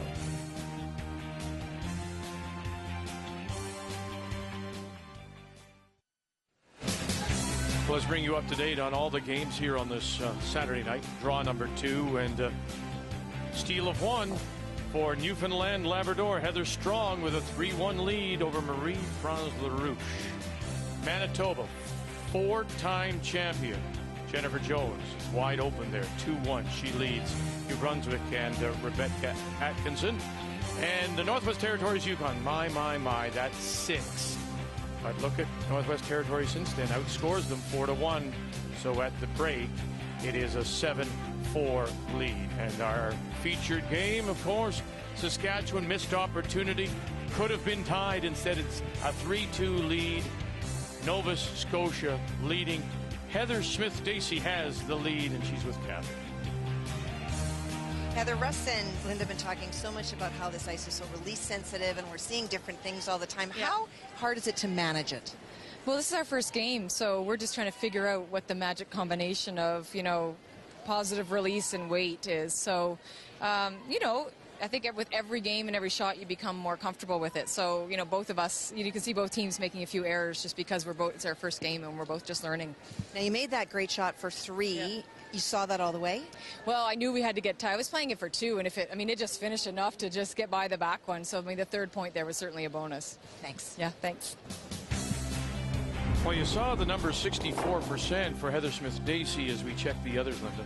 Overall the numbers are very even, but it is that draw weight, and we started the whole show saying that. Saskatchewan struggling in their first game at 74%, but Nova Scotia 63%, and Heather Smith-Dacey herself at 55%. They have to find a way to get those key draws. They have the edge, but they could be even further ahead with those extra draws. The numbers after 5 brought to you by Tim Hortons. It's time for Tim's. Saskatchewan trails by 1 against Nova Scotia. It's our featured game on this opening day, Saturday night in Red Deer, Alberta.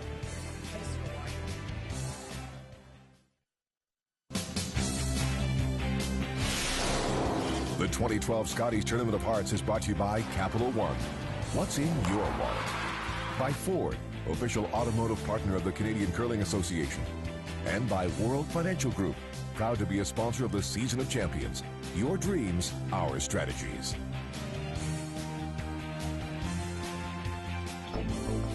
Her last Scotties appearance was 2008 in her home province of Saskatchewan. However, for Michelle Englot, it is a tournament she remembers for sadness. On the day before Draw 1, Michelle's father, Joe, passed away very suddenly from a heart attack. But one of his last wishes was that his daughter carry on and play in the Scotties, and somehow Michelle Englot did just that. She went on to skip all 11 games for Team Saskatchewan, and in between draws, she attended a wake and the funeral for the man who taught her how to curl. The strength she showed during those 7 days was, in a word, remarkable. This year's Scotties should be a lot easier for Michelle. She doesn't have the pressure of being the home team, but she will certainly have a lot of people cheering her on here in Red Deer, and somewhere, Joe Englot will be one of them.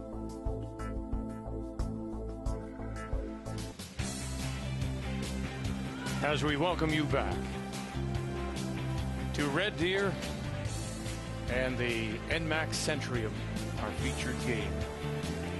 Saskatchewan missing that opportunity for the tying point, so it's a 3-2 Nova Scotia lead, and it is the team from CFB Halifax, Heather Smith-Dacey, that has the last rock. They have the hammer playing the Yellowstones here in 6. Get it tight. Halfway. Okay. A lot heavier out there. Some rather big mistakes being made on those draws. That's another one. And although that Yellowstone is in the house, the 2 red ones are in a very nice spot to be used.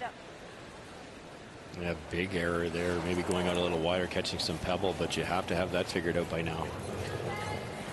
I was just going to say to you, I mean, we heard Heather talking with Kathy.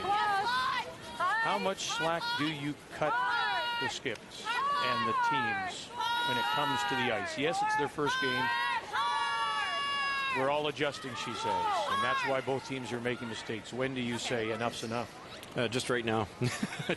I really do. I think at 2, 3, 4 ends, you've got the rocks figured out. You know the spots. You start to, if you're communicating well, you know that it's a wee bit slower or wider. And that the last rock by Nova Scotia, there's really no reason to be that light.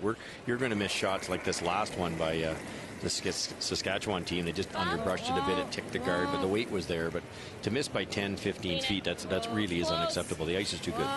You're remaining silent. Yeah, it's interesting because in the last end with the draw that was missed, the last stone that was missed, I think part of the problem was it was too much ice.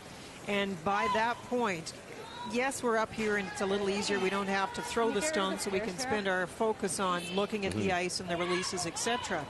But these are top players, and they are very good at that job, and I think they have to be able to do it by now. Over on sheet A, this is a live look. Newfoundland Labrador up 3-1. And final stone for Marie-France LaRouche. Does she have a chance at 2 here, Kathy? Well, they're not sure. 1 for sure. She made a really questionable strategy call in her first one, Vic. She was lying 2 buried, went to play a hit and jammed it. It is a stone that we're not sure. Both teams have looked at it to see whether that red and that yellow, they're not sure who is second. Okay, so 1 for sure. And looks like they may have to put a... Yeah, they are. There's the indication for Brenda Nichols, giving me the finger there that she was going to... She did not. She was mentioning she needed to measure. That's what it was. That. Yeah. Okay. Yep. You Swiss people are supposed to be diplomats. So they will measure, and we'll let you know as soon as they do. Okay, that's fine. Good, boys.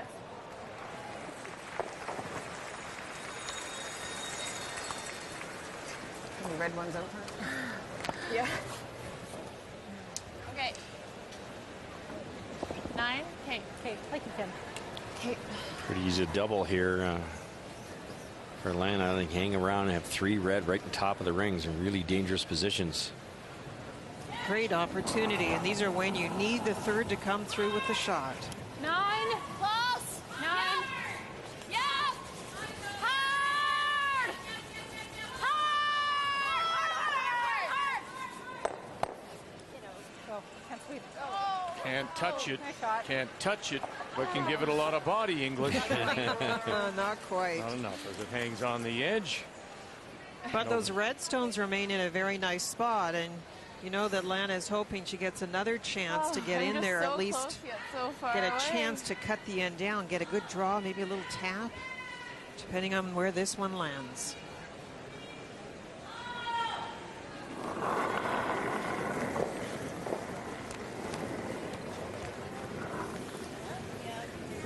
Stay close for line. Stay close. Whoa. Still sliding. No, okay, whoa, not going yet. Whoa. Still on red. Looks like a lot. Yep. Whoa, no, I was going to play the ticket. Wait, it's nice. It's 4. Okay, just not too deep, guys. I think just okay, that's good. That hung forever. They were worried about hitting the corner guard for a second, and it finished 3 feet past the corner guard. Yeah. We know line, we know weights, you got it. Okay. Well, after the measure, it turns out to be just the single for Quebec in the 6th. And so it is Newfoundland Labrador with a 3-2 lead, and Heather Strong and her team from the Ballyhaley Country Club in St. John's will have the hammer. They'll have the last rock. Whoa. Line's good. Line's good now. Just do it. No, we're too bounce. Yep, little bit. Had it, girl. Beauty. Ooh. Nice shot. Good throw, Swanee. Great throw. Overlap it a bit. Like that? Now you can see the difficulty of playing around opposition guards. Of course you should. Of course that's the opportunity that Heather had. But with that freeze being made, it would be very easy to pop that guard onto the red-yellow combination and for Reds to be sitting pretty. But then they have an easier chance of coming And that's why Red was sitting pretty by leaving those 3 out in front, because now we can see with that beautiful freeze by Lana Vey that any of those red rocks are dangerous, because they can sip those in there at any time with a run back and sit 2 here.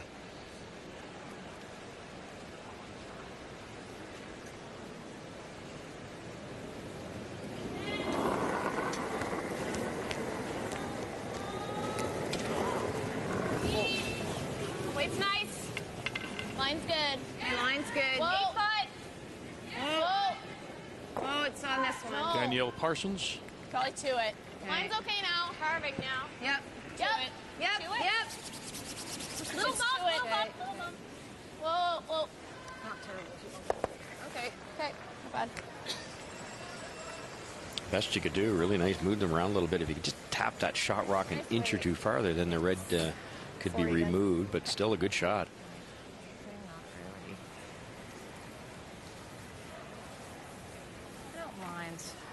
I don't mind getting to here.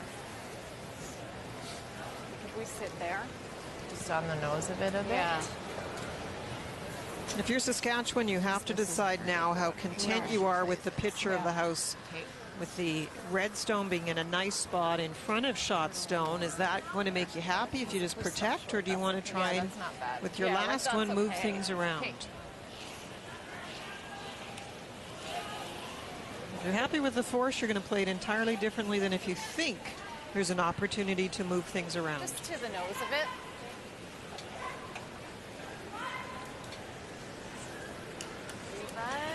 Solana had 80. Okay. Sure, it's not bad. Yeah. Be very careful with this freeze, because if you end up a little heavy, hit it on the high side, on the left-hand side as we're looking at it. Tap that red onto the yellow. That will free up the red rock for Saskatchewan, and Nova Scotia will have a wide open hit to sit 3. Cannot be heavy here.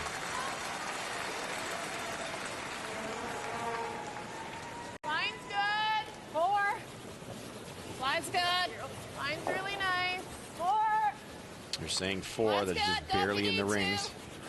That's the speed they want. They can drag it a little bit, hog line in to make it a 5. Just tight. Just tight. That's good. That's good. Okay. Good sweeping. No intern draw there. I don't know. You think that's there? Oh, yeah, I think that's. We get real tight to 4, and it might be. Try it. What else do you see?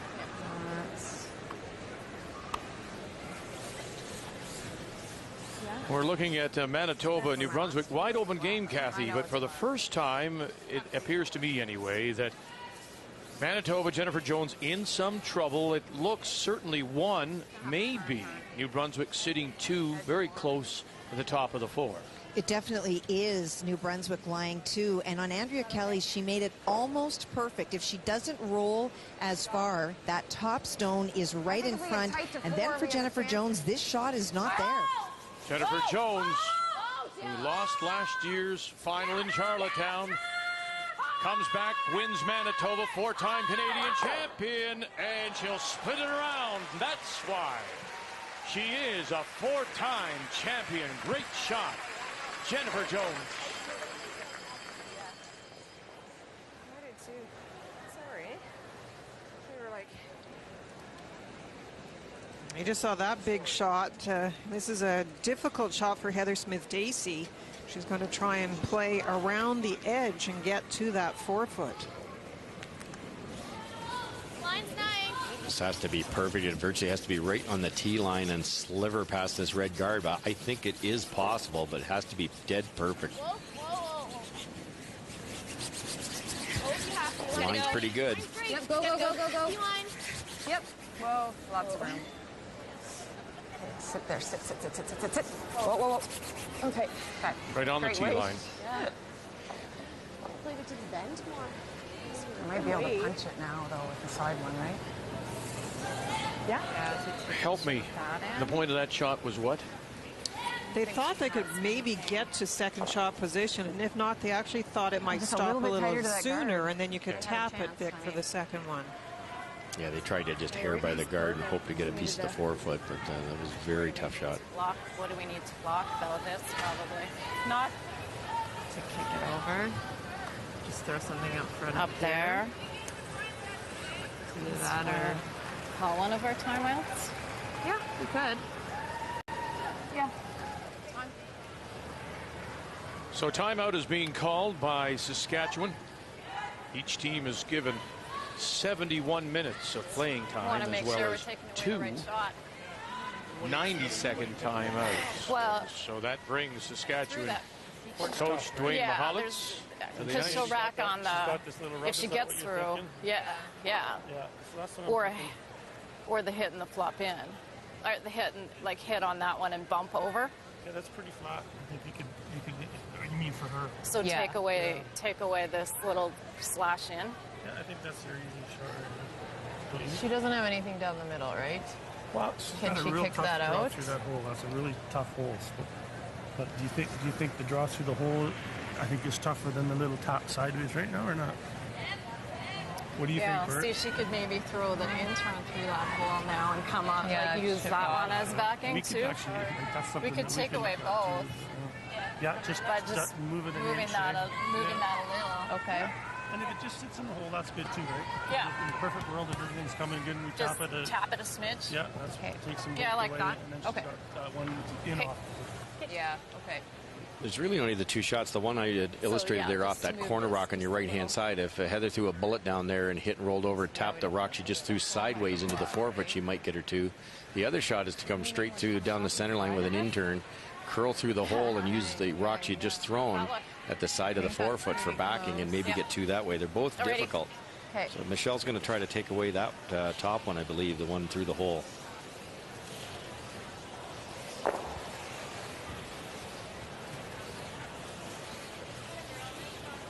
All right. So same or a little more? I think a touch more. What'd you have on that? Again, Linda, not a ton of ice here. Are they actually trying to tap the red or just guard? I think they're trying to tap it. Okay. Another one of those where they're trying to get it to be the perfect shot. Make everything right, yeah.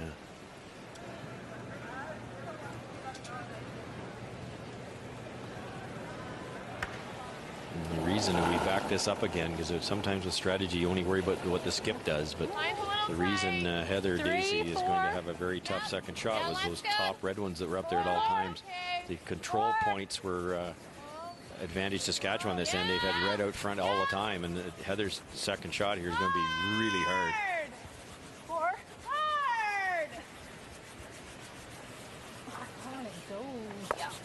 Okay. Okay, sorry, guys. Oh, I just dove. I think actually Heather was lining up this one the whole time, this one off the side. It's probably more her strength to begin with. No question about it. And we talked about Mark Dacey researching the opponents and the rocks, and if you were researching Heather, I think you would not expect anything else in this shot right here. It's a tough one, but she throws the up weight very accurately. She's not afraid to do it, understands how straight it'll run, and you know, this isn't too much off center. It's a tough shot, but it's quite makeable.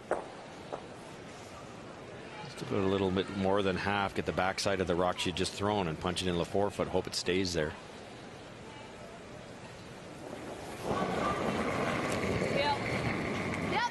Final stone. Close. Heather Smith-Dacey has one. It's close. Bang. Up. Over. Oh, she got it. That's a great shot, and that's the one I think Michelle wishes now she'd taken away, because that is Heather's strength.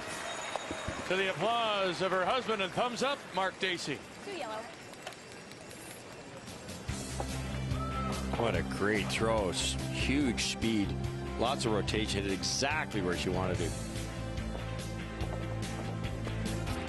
Got one. You like it? You like it? You like it? You like it? Yeah.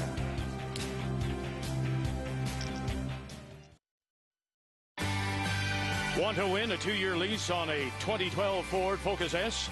You can log on to fordhotshots.curling.ca and test your online curling skills.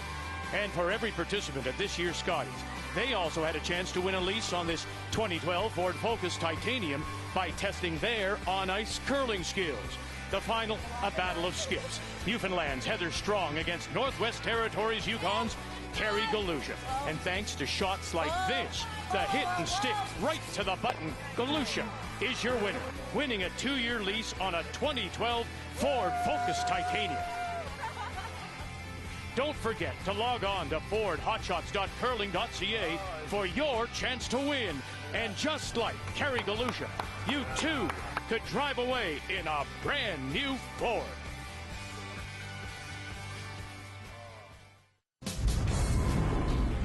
Well, when we look back at this shot by Heather Smith-Dacey, this indeed was a hot shot. That's what makes the sport so exciting. Do you leave her the finesse shot through the hole, or do you leave her this tough missile down the side? You left the wrong shot for Heather Smith-Dacey. Throws this really hard, really accurately, lots of rotation. Hits it absolutely perfect for 2. Great shot. An in-off tap. Oh. The key shot brought to you by Scotties Facial Tissue. Stylish designs for any room. On this Saturday night, it's the opening day of the 31st edition of the Scotties Tournament of Hearts from Red Deer. And a big 2 points means Nova Scotia now up 5-2 as we go to the 7th in Saskatchewan. And Michelle Englot from the Tartan Curling Club in Regina will have the last rock. They'll have the hammer playing the red stones. A break to start the end with the Yellowstone at the back 12. That was the first stone thrown. Supposed to be top 4, so the corner guard goes up. But there's a nice come around, staying in front of the tee line. Yeah, the only way to really defend against that mistake is to go around that corner guard, but you hate to do that without hammer. We talk about it a lot. We watched the 3-ender happen for Nova Scotia here the same way. Saskatchewan was fooled into going around the corner guard without hammer, and now Dacey's trying to do the same thing. It's dangerous. Trying to come down. Got it, girl. Great shot, Sarah. Good throw. It's a very nice angle on that red-yellow combination. Now here's the difference in the two teams, I think. When Michelle got into this type of situation without hammer going around a corner, she didn't bail. Heather is. Now Heather is up 3 points, so that makes a lot of sense, but that is her style. Open this up, force the play into the rings, and have some tries at doubles here. They're such a good hitting team, they might get out of this without giving up more than one. Keep it going. Okay.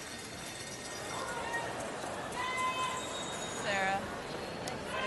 Well, on sheet 8, Newfoundland, Labrador, Quebec, Kathy, both trying to rebound after losses this afternoon. And it's a 3-2 lead, Newfoundland, Labrador, and this is Heather Strong in her last. Well, on Marie-France's last one, she tried to tap her own stone straight back to force Heather to draw, but it actually went at an angle. So if she can get to the nose, it would be for 1.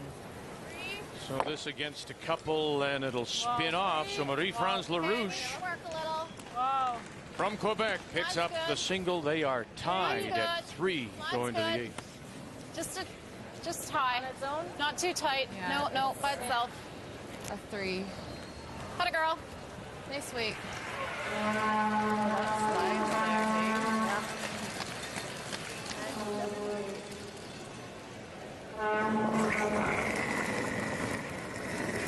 Same. More spin. It's clean. It's clean. Clean. Headless.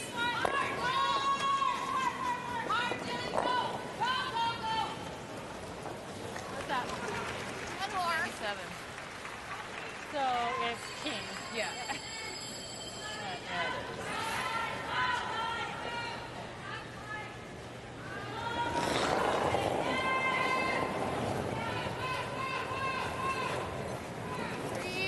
Roberta Materi 3. in her 3rd Scotties appearance. Wow, if you can. 2. Little for line. Yep, go for line. Yeah. Go. I like the call here, Linda. You could simply split the house, and that's what Heather would like to see. Bring the rocks into the rings and have some shots at double. So they're going to prolong that. They'll eventually, if there isn't a double made here, they're eventually going to split the house. But the later they do it, the less chances Nova Scotia has to get out of it.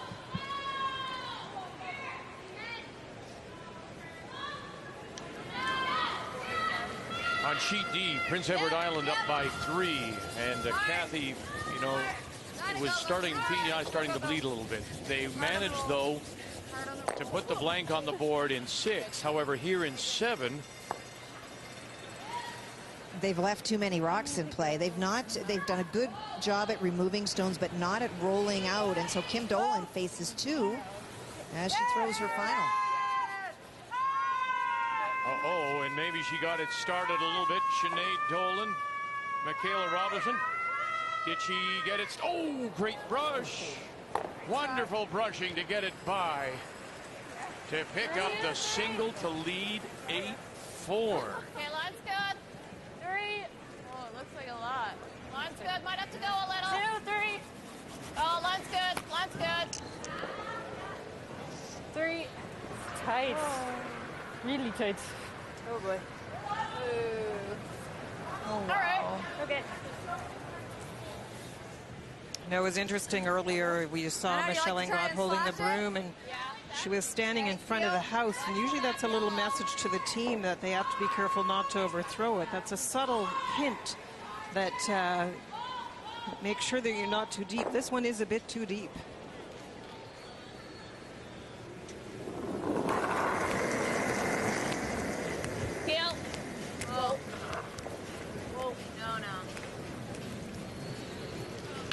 Yeah, okay, that's fine.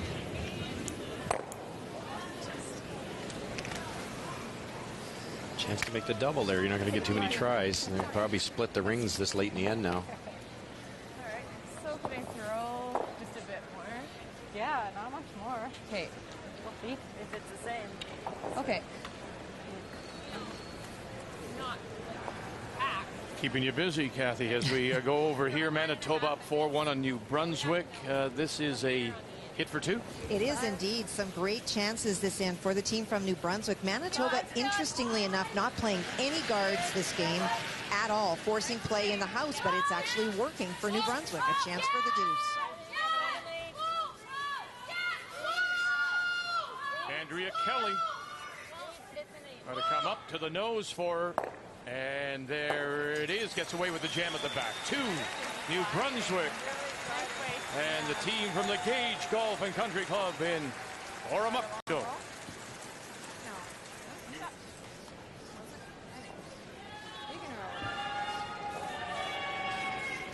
Andrea's one of those teams, I've watched her for a long time, and they're after 5 ends, they're down in more games than they're up. It's unbelievable. If they win their share of them, they'll hang in there, and that game's not over.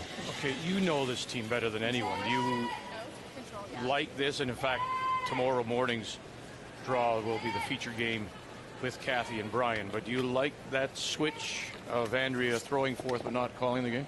Yes and no. I think it's good for Andrea. I think it worked for Brad Gushu. David Netherland was one of the first to do it, and I think it takes a lot of pressure off the the person that normally skips, because you know you're in a close game. You're sitting there knowing I'm going to have to draw the forefoot. And you think when you're brushing like that, it takes all that anxiety away. You learn the pass. I think it helps you be a better drawer. I'm not so sure it helps you read ice, because you're not holding the broom enough. You're only holding it for the 2 vice rocks.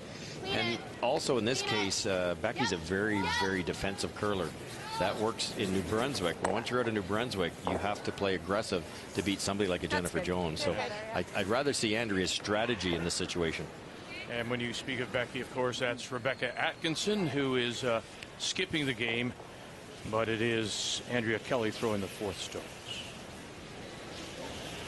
Gives us a little closer for the roll anyways. They're another team, as Linda mentioned earlier, that really struggled in the Gold Trail, the Andrea Kelly team, and but they're playing well in this game tonight. Guys, straight up 9-5. We got this. So Michelle Englot has taken that nice angle of Redstone on the around the corner guard earlier and is trying to set up the end. This is the spot where you feel a little bit of pressure as the skipper, because it's an easy shot. It's right in the middle of the house. It's an easy open hit. But if you happen to roll, you lose the advantage of the end. And remember, too, Heather Dacey decided to go around that corner guard, and that's the rock that Michelle's team is frozen to that's caused all the problems, and a good chance for 2 here. Right up. Take the throw. That's all right, yeah. So Saskatchewan with the last rock with the hammer here at 7 is sitting 2. It's all right. Just careful, right? I had to look twice, but I was right. It is 2. Can't risk the jam and go for the roll, so we'll just play the nose. To touch more. Whoa. Heather would love to roll in behind to the back of the 8-foot and make this a tougher shot, but you can't. It would jam in that situation. The red would go back onto that yellow and a potential 3. So she has to simply make this go away, and it'll be a pretty simple shot for a deuce for Saskatchewan.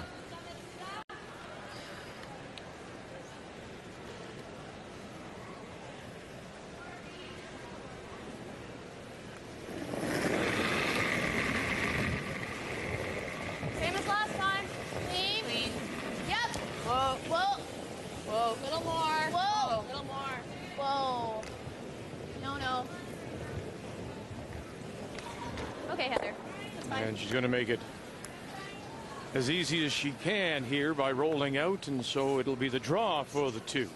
I couldn't jam there, so it's not the worst thing. Yeah.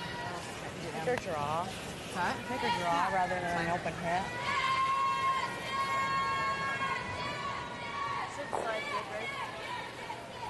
All right. We know it. 80 here? Yeah, 80, 85. So full 8-foot for 2. Okay, Michelle, you know this. All right, 85. Okay.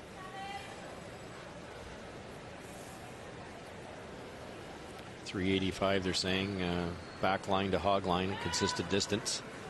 That's similar speeds to most championships. That's a really nice speed. You can drag it a long way. Line's good. The Saskatchewan champion, Michelle Englot. Team Canada, the defending champions, also from Saskatchewan, from Chrono, and it's the first time 2 Saskatchewan teams have been in the Scotties since 1998. Kathy Trowell was Saskatchewan champion, and Sandra Schmerler, of course, was Team Canada. Whoa. Yeah. So that center line path getting a little slick here. 2 on the board for Saskatchewan. Nova Scotia leads, and we'll have the last rock when we come back. Well, we are in the home of the Red Deer Rebels, who are on an 8-game road trip. Just a reminder that it is February the 27th. That's the date, the NHL trade deadline, and TSN has you covered with all-day coverage beginning at 8 a.m. Eastern. Every trade, every deal, everywhere you are. Trade Center 2012 on TSN. Saskatchewan gets 2. Nova Scotia leads by 1, and the team from Halifax will have the last rock playing Yellow Stones here in the 9th. Or pardon me, in the 8th, sorry.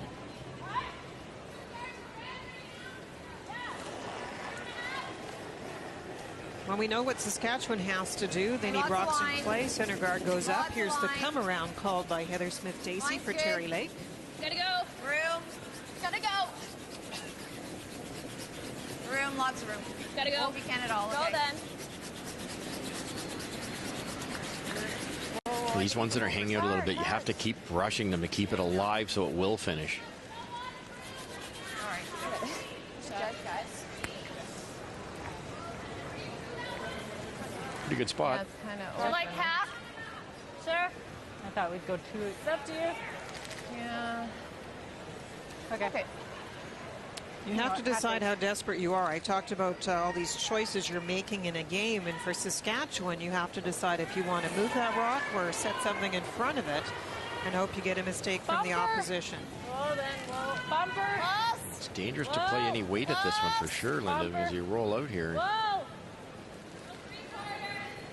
Here comes. Oh, a girl, Sarah.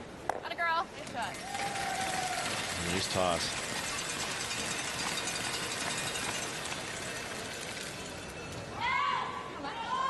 Bumper? Okay.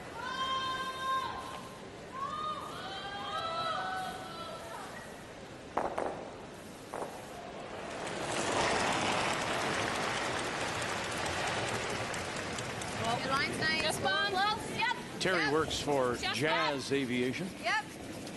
Whoa. Just bomb, Packy. Nice throw, Terry. Did you say Packy? In a 3-3 tie, and Newfoundland Labrador in some trouble here as Quebec sits 2, Kathy. Well, Quebec actually sits 3, Vic. 2 really bad breaks on Laura Strong. She drove guards straight back, but missed everything in the house. She's trying to get in and pick those get those 2 out anyway. Oh, through the hole. God, it gets one, and we'll lose the shooter. Now needs some help. Spins away, and will only get rid of 1. So it is a steal of 2. Quebec up now 5-3. Thanks, Kathy. I missed that stone in the 12. Here for you.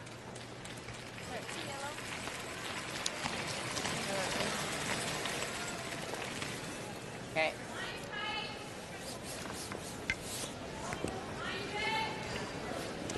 I talked about the plan for Saskatchewan, and the only difficulty of what Saskatchewan is facing here, well, first of all, they're down on the scoreboard. That's one difficult thing, don't have the hammer. But as soon as you start to play hits and there's not any rolls, you're just exchanging stones and the rock is creeping up. It's going to be difficult to force a difficult end on your opponent when your rock's only biting the 12 foot. Whoa, whoa. Danielle? Okay, that's good. It's fine. It's a good throw, It's Bush. clear that Michelle would like to force the single. And that's why she is hitting. So less than last time. Well. Same weight? She said 9.5, right? Yeah.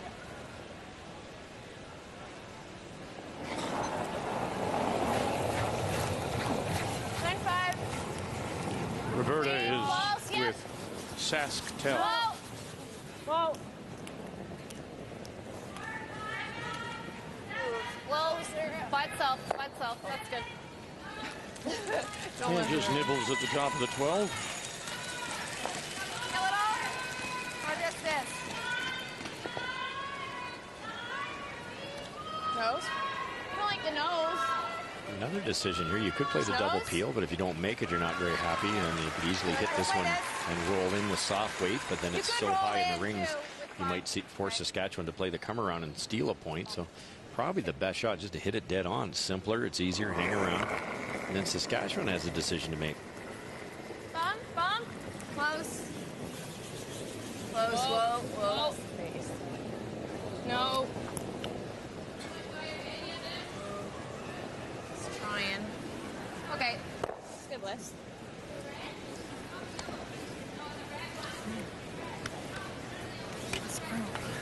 Okay. So 7? Right there an 80? So here we go. Forced into it, really, but not a bad situation for Saskatchewan if they can get one buried. They can carry it. Okay. Got a few here hang a little wee bit, and they only finish at the very end. You need to get pretty tight to that guard.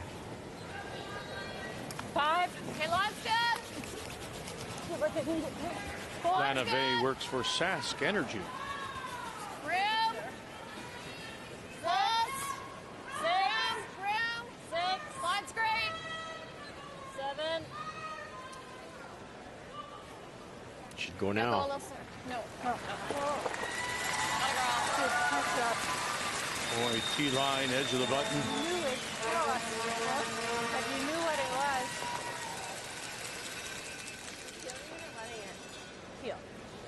Heather electing not to chase it. It would be, you could actually tap that back a foot or so and possibly set up a deuce, but with a 1-point lead in hammer, her goal is to keep this as open as possible. She can score, make her last shot as easy as she can. Yep. Clean. Nice throw, Danielle. Here's our steal. Let's go. So I had 78 on that one. Did you? Okay. FYI. Yeah, 75. PEI leads 8-4 as we check in live, and this is a 95. draw against the single, and it's a single that's buried, Kathy, for Northwest Territories and Kerry Galusha. Well, the team from the north really struggling this end and putting draws into the house, a lot short, a lot heavy. That one red that you did see was Kerry's first one, so she did have draw weight. Needs to make it better because Kim made hers better. Uh-oh. Uh-oh. Just 2. And she will not get there, so it will be a steal of 1 for PEI. And a 9-4 lead. And your point well taken, Linda, earlier, playing the hot shots to win. And Like that? maybe looking a little tired out of the gate, giving up the 6. So it is now 9-4. Yeah, I think we'll play this. You don't like trying that? So one thing about these events, Well, I'd hate Kerry to has a bounce lot of this one experience, in, but you that's all. also have to think about the emotions that go up and Right? down over the course of a week. And for the territories think today, so, the but- emotions of the earlier game, the hot So shots, and then it's just the it's coming physical over toll now. as well as the mental toll. Okay, It's see ya. tough. You've got a long way to go in this thing. Nice guard played by Saskatchewan, dead in front of shot stone. Another peel being asked of Danielle. Whoa. Whoa. Whoa. Whoa. Whoa. Whoa. Whoa. Okay. Okay.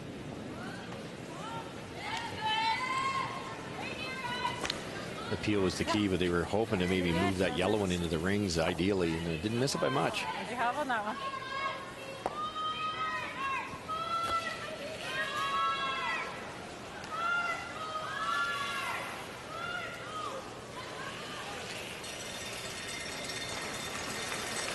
Same.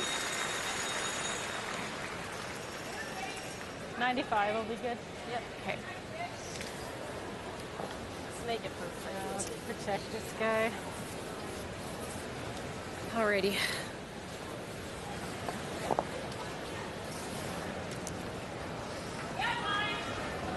You know it, Michelle.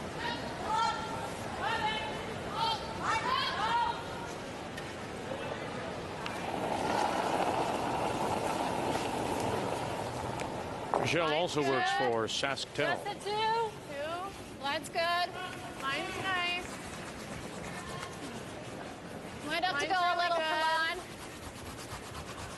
No, line's Pretty good. long guard here. This will curl a lot earlier with the speed. Yep. Checking in on Manitoba, New Brunswick for us, and it is Team New Brunswick sitting 2. Earlier you said, Kathy, that Manitoba hasn't played a guard. New Brunswick has played guards and now sit 2. Final stone, Jennifer Jones on the way. I know you will. So drawing against 2, Jennifer Jones. All right. Shauna's guard needs to be halfway too.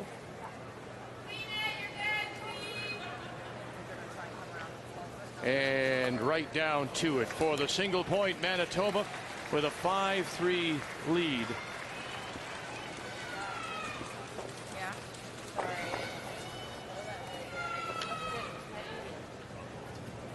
A timeout called here. Mark Dacey out to talk to the team.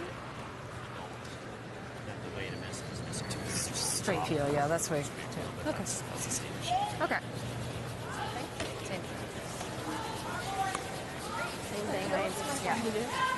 Let's try and get this one in. Same call again, about half a rock. The idea is get rid of the red one, which is guarding the shot rock by Saskatchewan, but you might hit the back side of that yellow, the top half of the yellow, and run it into the rings. That would change the end completely. Even if you get rid of both rocks, roll out, and then there's just that have to make a perfect guard, or you get out of the end with possibly a blank. Pretty straight spot here. And wait. Feel. Heather makes a ton of these. I know. I do too. I think it's a scuff mark, right?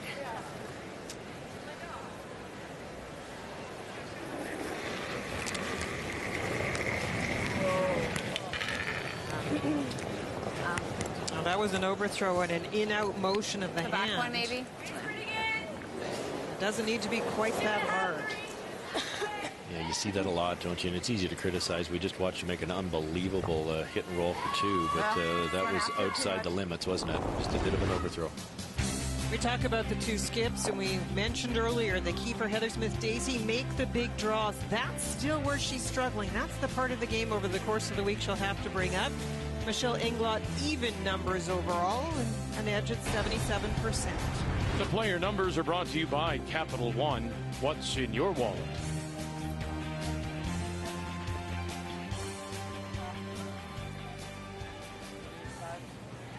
And it is interesting, and Russ, I've talked to you about this before as a coach. You call a timeout, you go and talk to Heather and the team, and somehow the focus is lost on how to make the shot. You come up with the what do I want to do? But you have to finish somehow and get them back on the path of where is the broom and what weight should you throw. So you change the focus again. So true. It's so true. You put the broom in the wrong spot after a 20-minute delay, or you just, like you say, there's no talk about mechanics. And, that rock could really hurt because Michelle can hoop one in here, dead bury another one, and a really good chance to steal two. Got great line, but they got to go for speed here. Sarah Sloka. She's on the left. Roberta Materi, she's on the right. Trying to hook it, and will drag it as far as they can to the top 8 foot to sit two without last rock. They waited and waited and waited for line, and in reality they could have brushed that a little bit sooner and froze that right on top, and it would have been a great chance to steal two. But I think Heather can not only get the top one, but in doing so might make the double and actually blank this end possibly. And you know this is the straighter side. A little less than half, Linda, go across the top and get them all. It just had to be somewhere that it wasn't visible, anywhere in the house, really, with that one being guarded already. As mentioned, Heather and her husband Mark are franchise owners for Tim Hortons.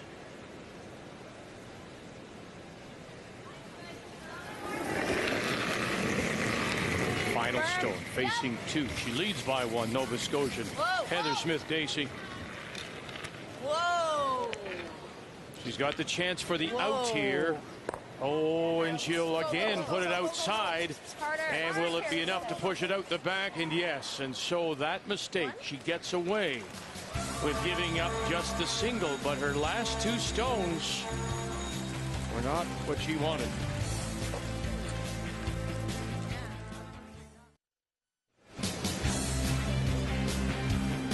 It's time now for the M&M Meat Shop's Final End Challenge. After the game, we want you to go to finalend.ca, enter the secret word for a chance to win a trip for two to see the 2013 World Junior Curling Championship in Sochi, Russia, home of the 2014 Olympic Winter Games. Now, the first 100 entries will have a chance to win a $50 M&M gift card, and all participants will get an M&M discount.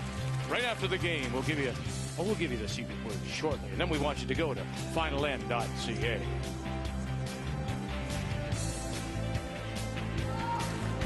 Saskatchewan with a steal of 1 and 8. And we're tied at 5 going to the 9th. Nova Scotia will have the last rock playing the Yellowstone. Your line's good. Stop 8. Go then, go then. Line's really good. Hard, guys. Line's really good. Oh, oh, oh. Whoa, whoa, whoa. Okay, good. Nice. Guys.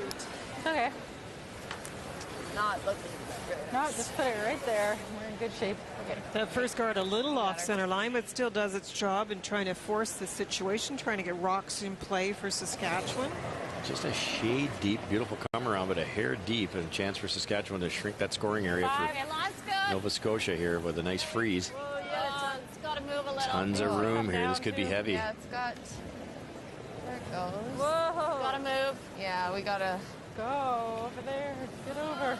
We got to hit something here. No, we're still 9. Okay. Okay, all right. Yeah, that one.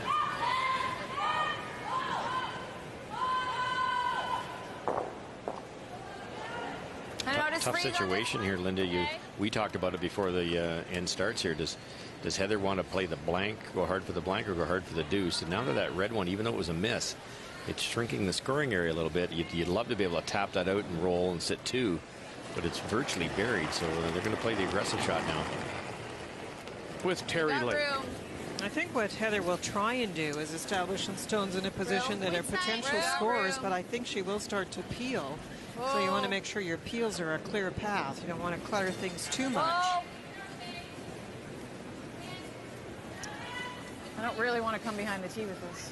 Don't want to set up a double. Just yep. Just bounce it off.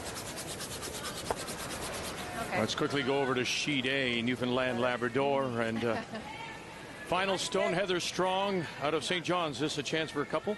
It is. Maddie France tried a double on her last one, and she made contact with both, but wasn't able to push that second red one out. It's at the back of the house. This is a chance for the deuce and to stop the bleeding.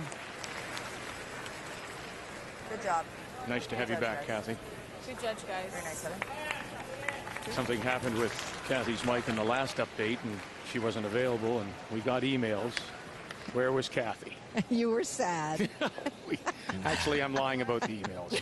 I figured as much. Only we cared, Kathy, but we really cared. The booth people. Oh, dear. The booth people care. Yeah.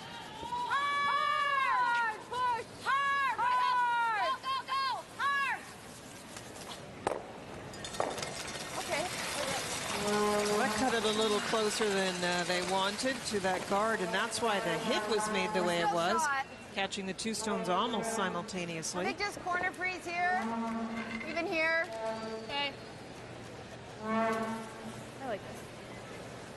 A draw. As crazy as it sounds, you could peel a guard and force Saskatchewan into the rings. They would probably play that tap backs at 3, but they'd all be grouped together, and you'd have a chance to get the blank here. So Heather's making a conscious decision here. It's maybe too late. Let's go for our deuce. Where? Line's okay. Good. Lead's nice. Whoa. Needs Liz to curl. Comstock as we Can you play bump this? second stones. Yep, go. Yep.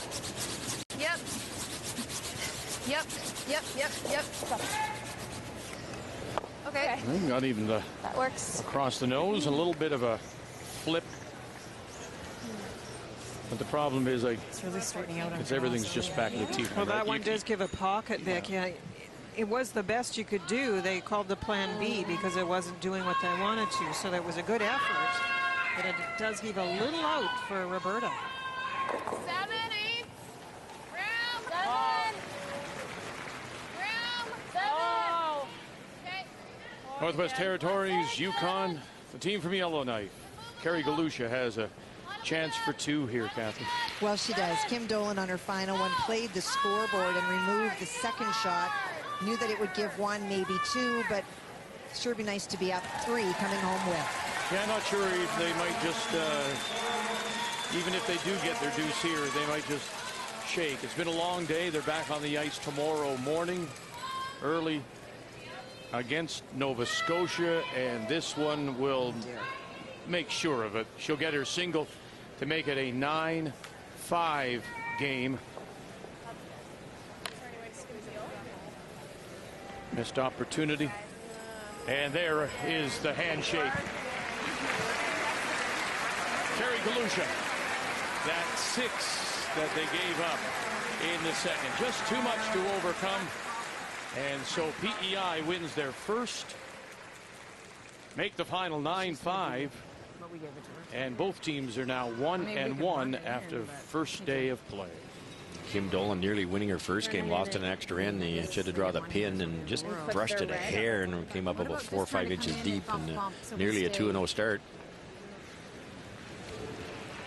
Now this is an example of why we talked about peeling that guard. I said I thought that would be part of the plan. Russ mentioned that was an option. And now it's a mess because you left the rocks and tried the come arounds. But then we can try a double peel, and if they don't put it up straight, at least we've loosened this one up, so we might have a shot at one. Right? Well, do you want to try to run something back? Because they're just throwing guards, and then we're chasing. I think, Linda, you could peel that. You can see enough of it. If you hit it really thin, you go across the top of that yellow, you lose all the back ones, but you'd have shot rock on the top of the side of the forefoot there. If you run it back, you're just opening it up, right? That's not bad. Just have to make sure we're going to score. Right. Let's try to clip that red one. What are you doing? No. What? Peel? Yep. Are we running it back? Yeah. Okay.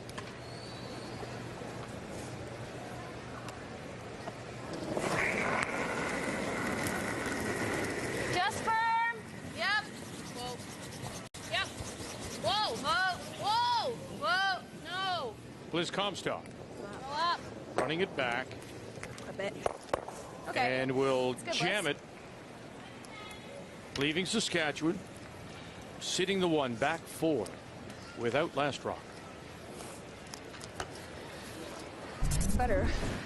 Great try. You know, it's a long range. You have to be so precise. Just the curls an 1/8 of an inch more, you get that top one. But nearly worked out really well.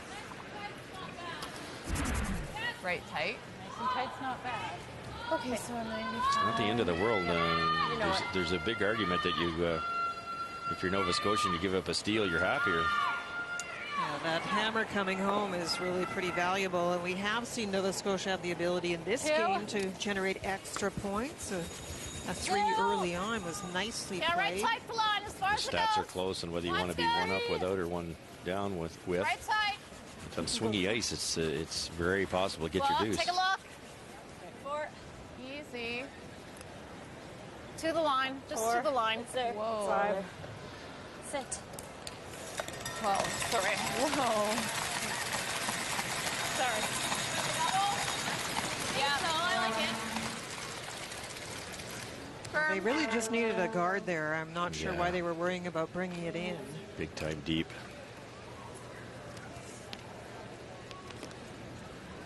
Chance here with a perfect throw to get that one by Heather's left foot. Pick that out of there. All of a sudden, you're sitting 1 buried. Third stones. Danielle Parsons. Whoa. Yep. Hard. Hard. Hard. Hard. Okay. Fine. Good try. Just barely came up a bit there.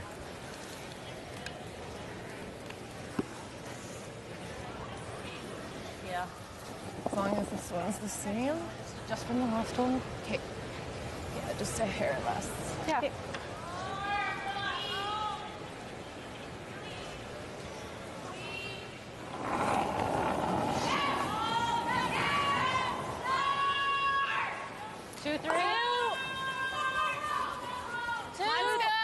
Lanavay.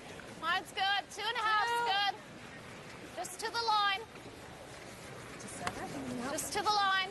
I don't think it'll be there. It's going to keep sliding. To the line.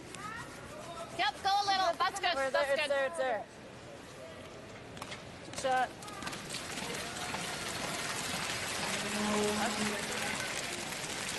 Play the double peel. Okay.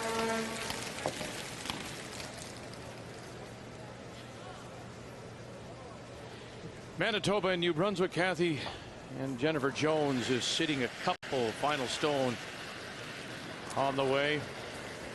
Well, for Andrea Kelly needs to draw a full 8-foot will do. Jennifer made a very nice hit and roll on her final stone, which took any double chance away for Andrea. No chance for 2, so it's the draw for 1 to be within 1. Make it a 7.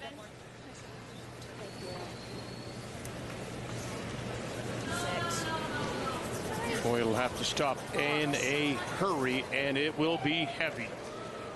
So it's a steal of 2 for Manitoba. And Jennifer Jones. Caitlin?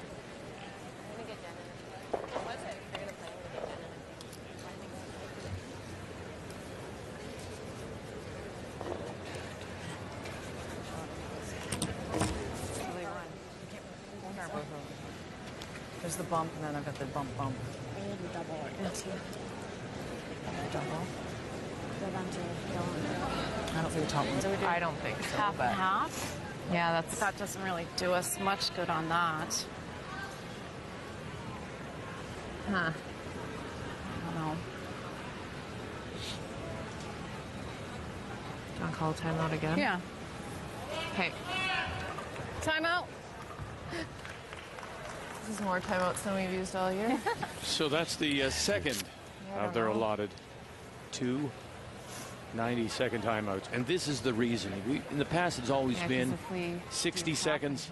Well, now they're given 90, and this allows for the extra 30 seconds. What would she do? Just this case Try to run it in. gives the coach that 30 seconds to come like down. This one she'd probably try Because sometimes, right? you know, somebody takes their time, and now it's just a full 30 from the minute it's called. Yeah, you're exactly right. That eliminated that situation where the coach ran and hid for a minute or two and then walked on their knees down to the far end, and it got to be a bit distracting and trying to buy some more time for their team, but this works out perfect. Guard. What about hitting 5? Yeah, that's...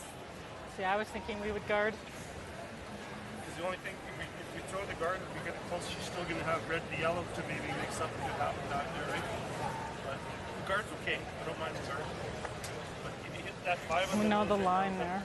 Well, if we beak that, she's just playing that anyway, right? What if a little flop? Yeah, just a little. Little flop that way? Do you like that, Michelle? Or do you like the guard? Flop better than the nose. Yeah. So then you can Yeah. hopefully force the one. I don't Was mind that the guard. your first? I don't mind my first is guard. I like the Yeah, guard. I don't mind that either. Okay. I think we want to just... We remember Dwayne Mahalitz from a year ago at the Canadian Juniors in Calgary. He was the coach of Braden Moskowy, That's right, who won the junior men's title. I think the interesting situation here is these two guards, the yellow guard here and the yellow guard there. What that does to this red rock, because if this guard is made up in that area, can Heather come down and hit this red one thin enough to run it out this way and make the double, or maybe even make it the other way, out close to the other guard and run it across the top? If that inside, the first one I diagrammed, is available, then this guard, it could be a waste of time. Line's good. I'm not sure if they can get to the inside. If you threw the out-turn, Linda, and snuck by that rock at the top of the 8-foot, can you get that red one across the top? Yeah, it looks close, that's for sure. So it depends what you're trying to guard, I guess. Go, girls! Hard! Go, go! Go! Whoa, whoa! Sorry. They've taken it away by... I know. Good shot. I think that works. The in-turn isn't there or the out-turn crossing, the red one is not there anymore.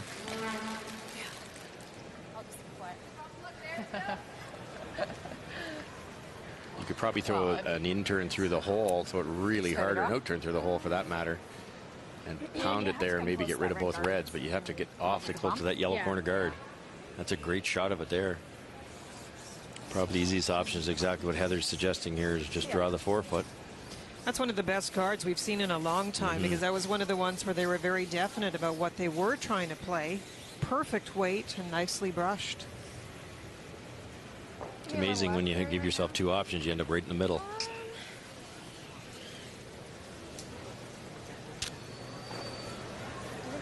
We gotta get around. She might just be coming around it. Yeah. 90? 95, yeah. You need a piece of the button. Dave, you can hear Lanave and Michelle talk about, well, I guess we've left her to come around, but I think that's a good thing. Heather's draw percentage is very low. We know she's a great hitter. She's probably left her at the top for the 2 shots. Even if this is made, you can probably freeze up to it or at least guard it and stop a deuce. And that was the objective from the start of the end. I think this is perfect for Saskatchewan. They couldn't ask for anything better. Close, yep. Heather Smith-Dacey and her first.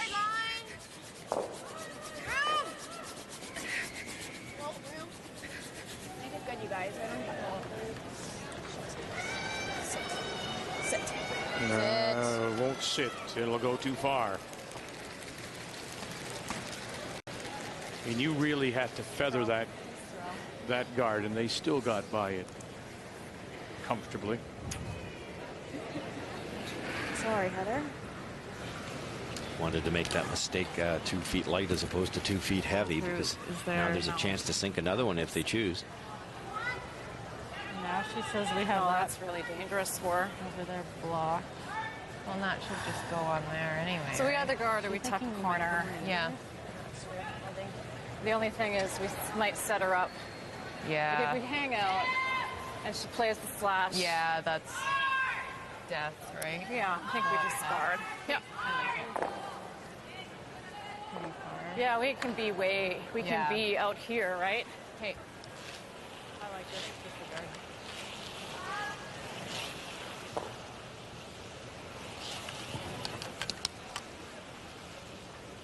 What do you guys like? This? I like it. Yeah. We often talk now with the ice curling as much as it does, Linda, about we had 03. difficulty of putting guards on this first day. How difficult is it putting in the perfect guard? Yeah, I think they've had a lot of trouble. I think the one we just saw, the Redstone out in front that Michelle just played, was one of the best ones. This one has a lot more leeway because in truth, she really doesn't mind them getting in there for one. I mean, it's something, the steal is not necessarily even the goal here. It's just to make it a little more complicated. Just let it die. Just let it die. Anywhere over the hog line really is all she's asking. It's too much weight. Really tight. Really tight. And she line up this red-yellow if it hits the wrong spot here. Okay. Okay. Going to give her another chance to get in? Yeah, it's still there, Vic. Exact same shot you just threw. We brushed it a little early to get it by the guard last time. The weight was awfully close. It's a good force, right? Yeah. So what was your preference, Russ, as far as if you were in this situation? We've actually seen people throw rocks away and give away the steal so they keep the hammer coming home. What did you like to have happen? I always liked being in the lead. You know, if you get your one here, force the one, you should win in the extra end. But certainly it's changed a little bit with the ice conditions. I think it's much easier to score your deuce with this much curl because you can bury so much easier. Back when we played on straight ice, I'd rather be one up for sure, but now it's really a toss-up.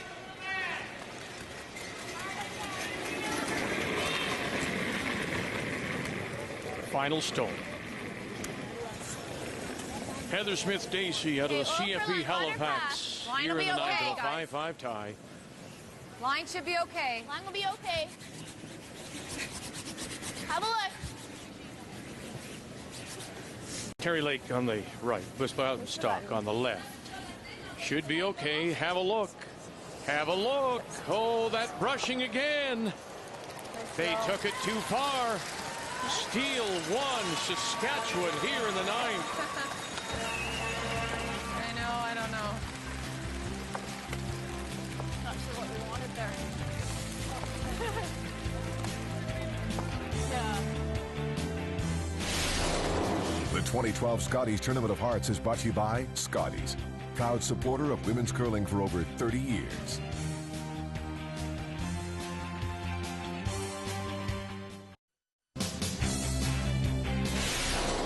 The 2012 Scotties Tournament of Hearts is brought to you by Ford, official automotive partner of the Canadian Curling Association.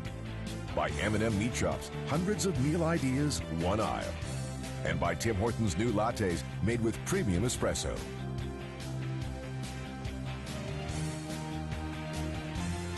Time now for the M&M Meat Shop's Final End Challenge. And the secret word is hurry. So right after the game, go to finalend.ca and enter that secret word for a chance to win a trip for two to see the 2013 World Junior Curling Championships in Sochi, Russia. Finalend.ca. It's over on Sheet C in Manitoba. Jennifer Jones has run New Brunswick, and Rebecca Atkinson from Oromocto out of Stones make the final 7-3. And the four-time Canadian champion is off to a winning start here in Red Deer, where you will not miss a thing. Saskatchewan with the steal in back-to-back ends now, in 8 and 9 with a 6-5 lead over Nova Scotia. And the team from Halifax, by Heather Smith-Dacey, will have the last rock here in 10, coming home, playing the Yellowstone.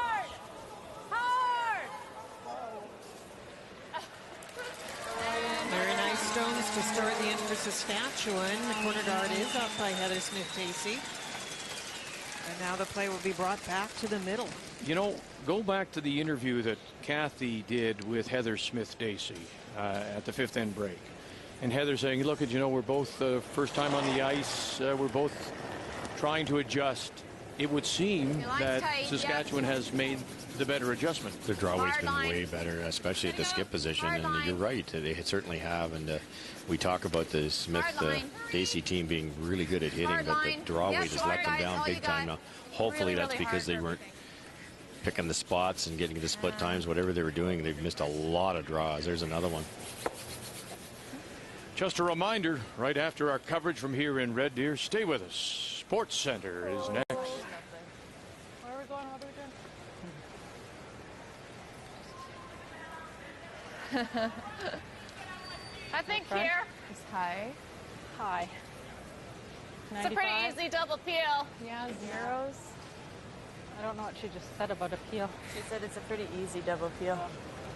Okay. So, hopefully. So now it's time for Saskatchewan to guard that situation. The overlap guards in front of Shotstone could be peeled. So we'll try and prevent that with another guard. One's good.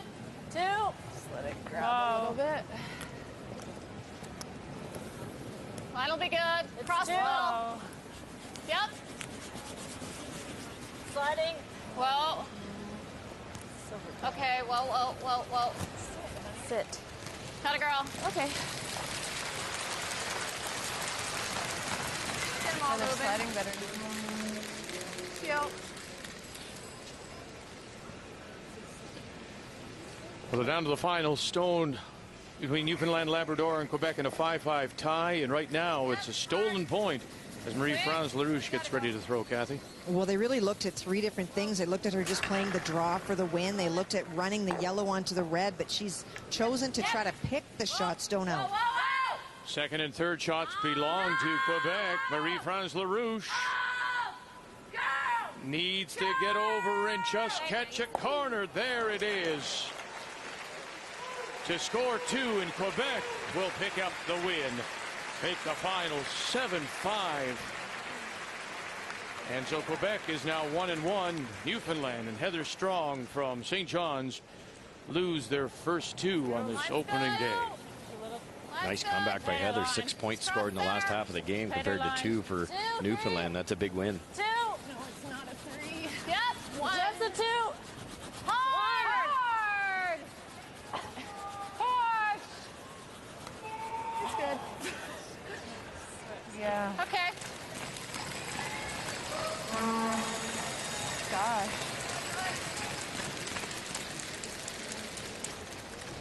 Let's try and run it in.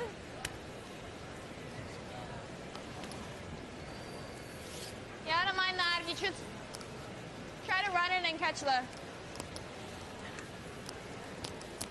I mean, you could get the yellow one on, right? If you run it across the top. Yeah, that's the thing. If you run it in and catch... Like run it in and just that way over the yellow and see if you can catch yellow and get to roll on. I think it's this. I think it's this way over yellow. Because it might drag and get... Is it going to drag? Are they close enough? Well, I don't want to leave red on the center line, so I'd rather send it that way and just see if we can get things moving. Okay, yeah, I like that. Okay. Big weight. You might spill our yellow in. Yeah, maybe. These are the ones, when you run this straight back, you have to hit it dead on. It's so easy to take a little bit too much ice. It's barely over the hog line, so there's minimum amount of time for this rock to curl. Usually these are missed on the high side.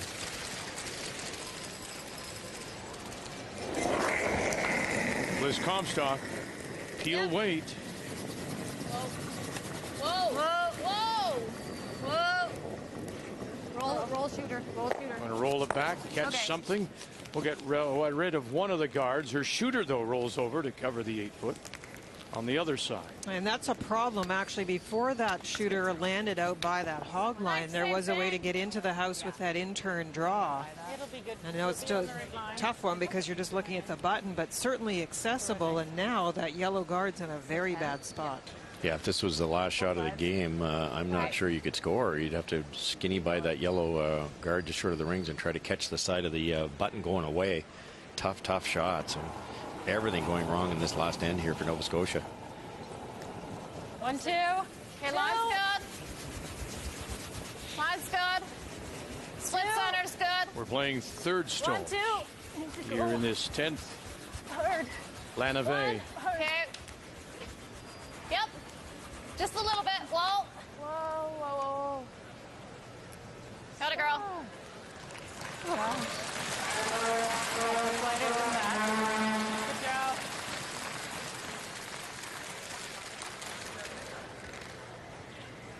That one just seems. What's that? Still waiting to get off it a bit sooner. Well, it just seems to glide forever.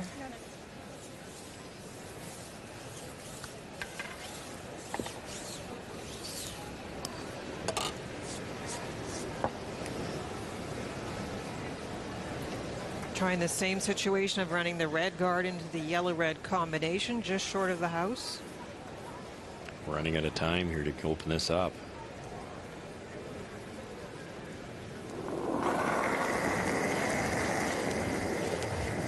Yep. Whoa. Whoa. Yep. Yep. Yes. Yep. Hard. Whoa. Whoa. Yes. Whoa. Sit. Okay. Sit on. Oh, great throw. Beautiful shot, almost got the one in the house. Did roll in a yellow stone, and it is buried.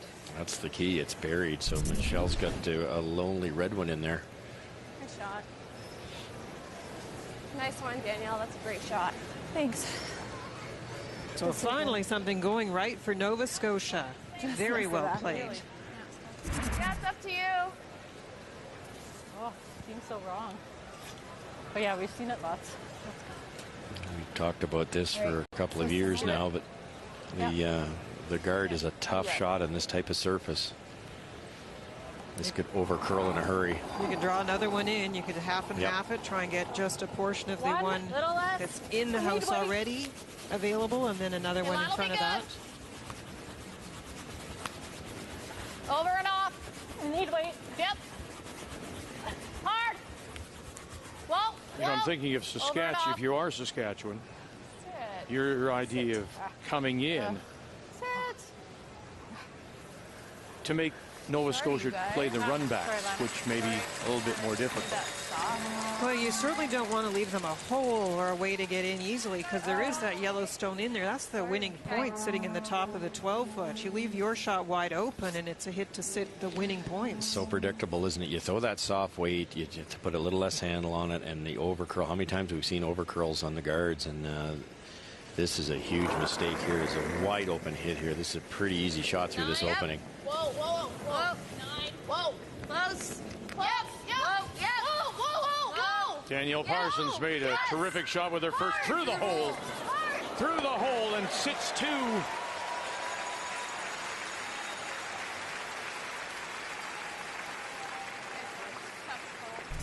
I guess they're trying to roll high side, but this just barely gets by the guard. I don't know whether that was makeable. You could have rolled the other way, obviously, and a chance now for Saskatchewan and Michelle to actually hit and roll buried here and take this end away. Nice shooting. It's kind of imitating. It was.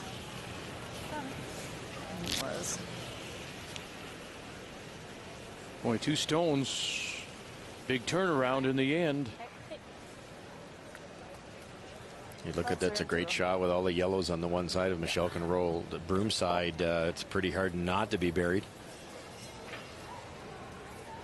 Anything in the 8-foot. Okay, you got this. Straight up. You got it, Michelle.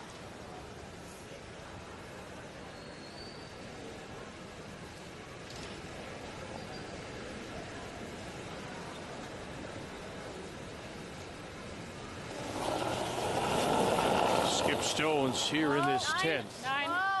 Michelle Englot. She was full on release. Going to move far enough to get it through the hole. Oh, no, just a little kiss. Just a little rub. Tough one.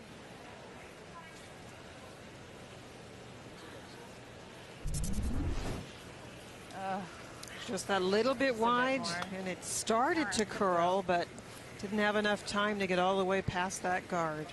Just takes the paint off the side of this yellow rock.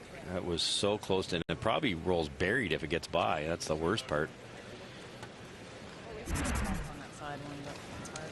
I don't know what happens, and maybe you tap something, or either worst case scenario, we got something back there.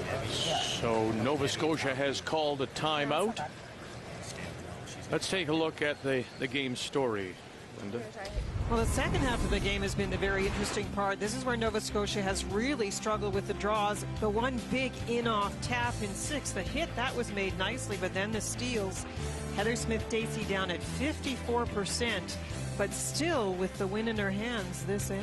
The game story brought to you by M&M Meat Shop. Hundreds of meal ideas, one aisle.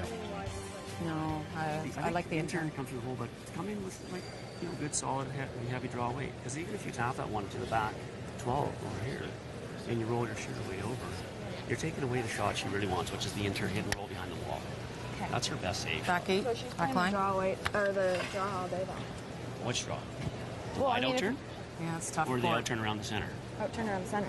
That's a tough one. Yeah. That's staggered the wrong way on a big swoop. You can't take away everything. No. Yeah, I know. Okay.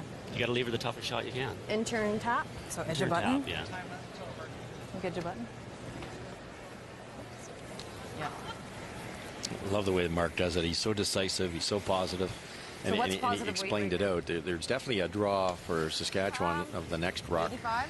down through around the center guard, but it's a small 85 opening, as he positive pointed out, weight? because there's so much curl.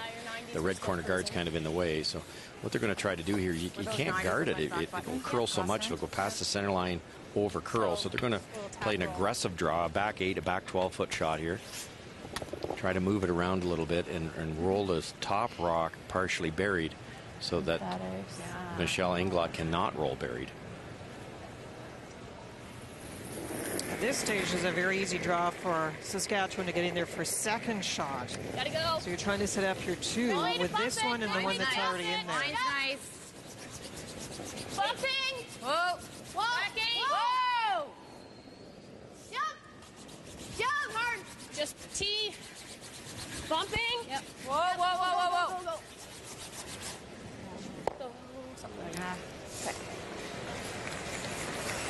Well, this situation is exactly what Mark Dacey said Englot wanted to play. She wanted to be left with this hit and roll possibility. It's still there, right? I think, yeah, exactly. I think the front end actually missed that call a little bit, Linda. Mark was thinking aggressive draw, and it was heavy enough, but if you brush that all the way down, you hit more of the shot rock. The shot rock's back to the back 8-foot area. So what really happened there was all they were trying to do is throw that a little bit deeper, come down here, move that rock here back a little bit. If you get that back somewhere, it's buried. Worst case scenario, the top rock that was thrown would also be buried, but by not moving it, it definitely gives Michelle what she wants, Vic, to roll somewhere to the other side of the sheet, shot rock buried. And with Michelle's sons, Derek and Brett, looking on, final stone coming up here for their mom. Brush that all the way down, Linda. I think they're pretty close to doing what Mark wanted. What's the time? Straight up.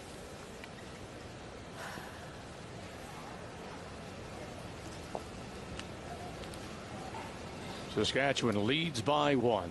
Nova Scotia has the last rock. 9. Whoa. Final stone, 9. Michelle Englot. Yep. Whoa. Yeah. Got to get it by the guard, though. It's got to move for her. Now they'll pick it up through the hole. What she got? Oh, she bangs it right on the nose. Didn't quite get the roll she wanted. You know, that's a really tough spot because you're flirting with that guard, and I know they would have loved to roll behind the wall, but in some ways, because once it starts to go, it really goes. It was actually a little easier to roll the other way. Yeah, it certainly was, or out-turn and roll across the face. Yeah, for sure. Yeah, there was a lot of room on the out-turn side because she made a good attempt there. Like you say, you can't be brushing that early and tick on the guard and lose like you did with the first one, but she'd love that one back. And look at that stone just below the Scotties. That one outside the 12. That second point you pointed out earlier. Just make it go away, Linda. There's the game for Nova Scotia. A wonderful run back by Danielle set that rock up by opening it up and giving the skipper a chance here. And like you say, putting that extra point in the rings. Final stone for the win. Right now, Saskatchewan has it 6-5. Heather Smith-Dacey. Got to get by her own. Got to get by the hole. And she will not. It floated on her to the outside. Saskatchewan will pick up another point, the steal point here, and go on to the win, make the final 7-5 for Saskatchewan. Nova Scotia had the chance and let it slip away. So after the opening day of play and a couple of draws here in Red Deer, there you see the teams on the winning side. And Newfoundland and Labrador lose their first two. A reminder, we begin our 3-draw coverage tomorrow morning. Kathy will be with Brian at 10:30 a.m. Eastern Time. New Brunswick against Quebec. It will also be Sandra Schmerler Day in support of her foundation, in support of babies in crisis, neonatal care across the country. We hope you will join us. Saskatchewan picks up a big win here on this Saturday night as we begin our coverage of the 2012 Scotties, the Tournament of Hearts. Now, on behalf of all of us, thank you for joining us. The Scotties is here on Canada Sports Leader. TSN Sports Center is next.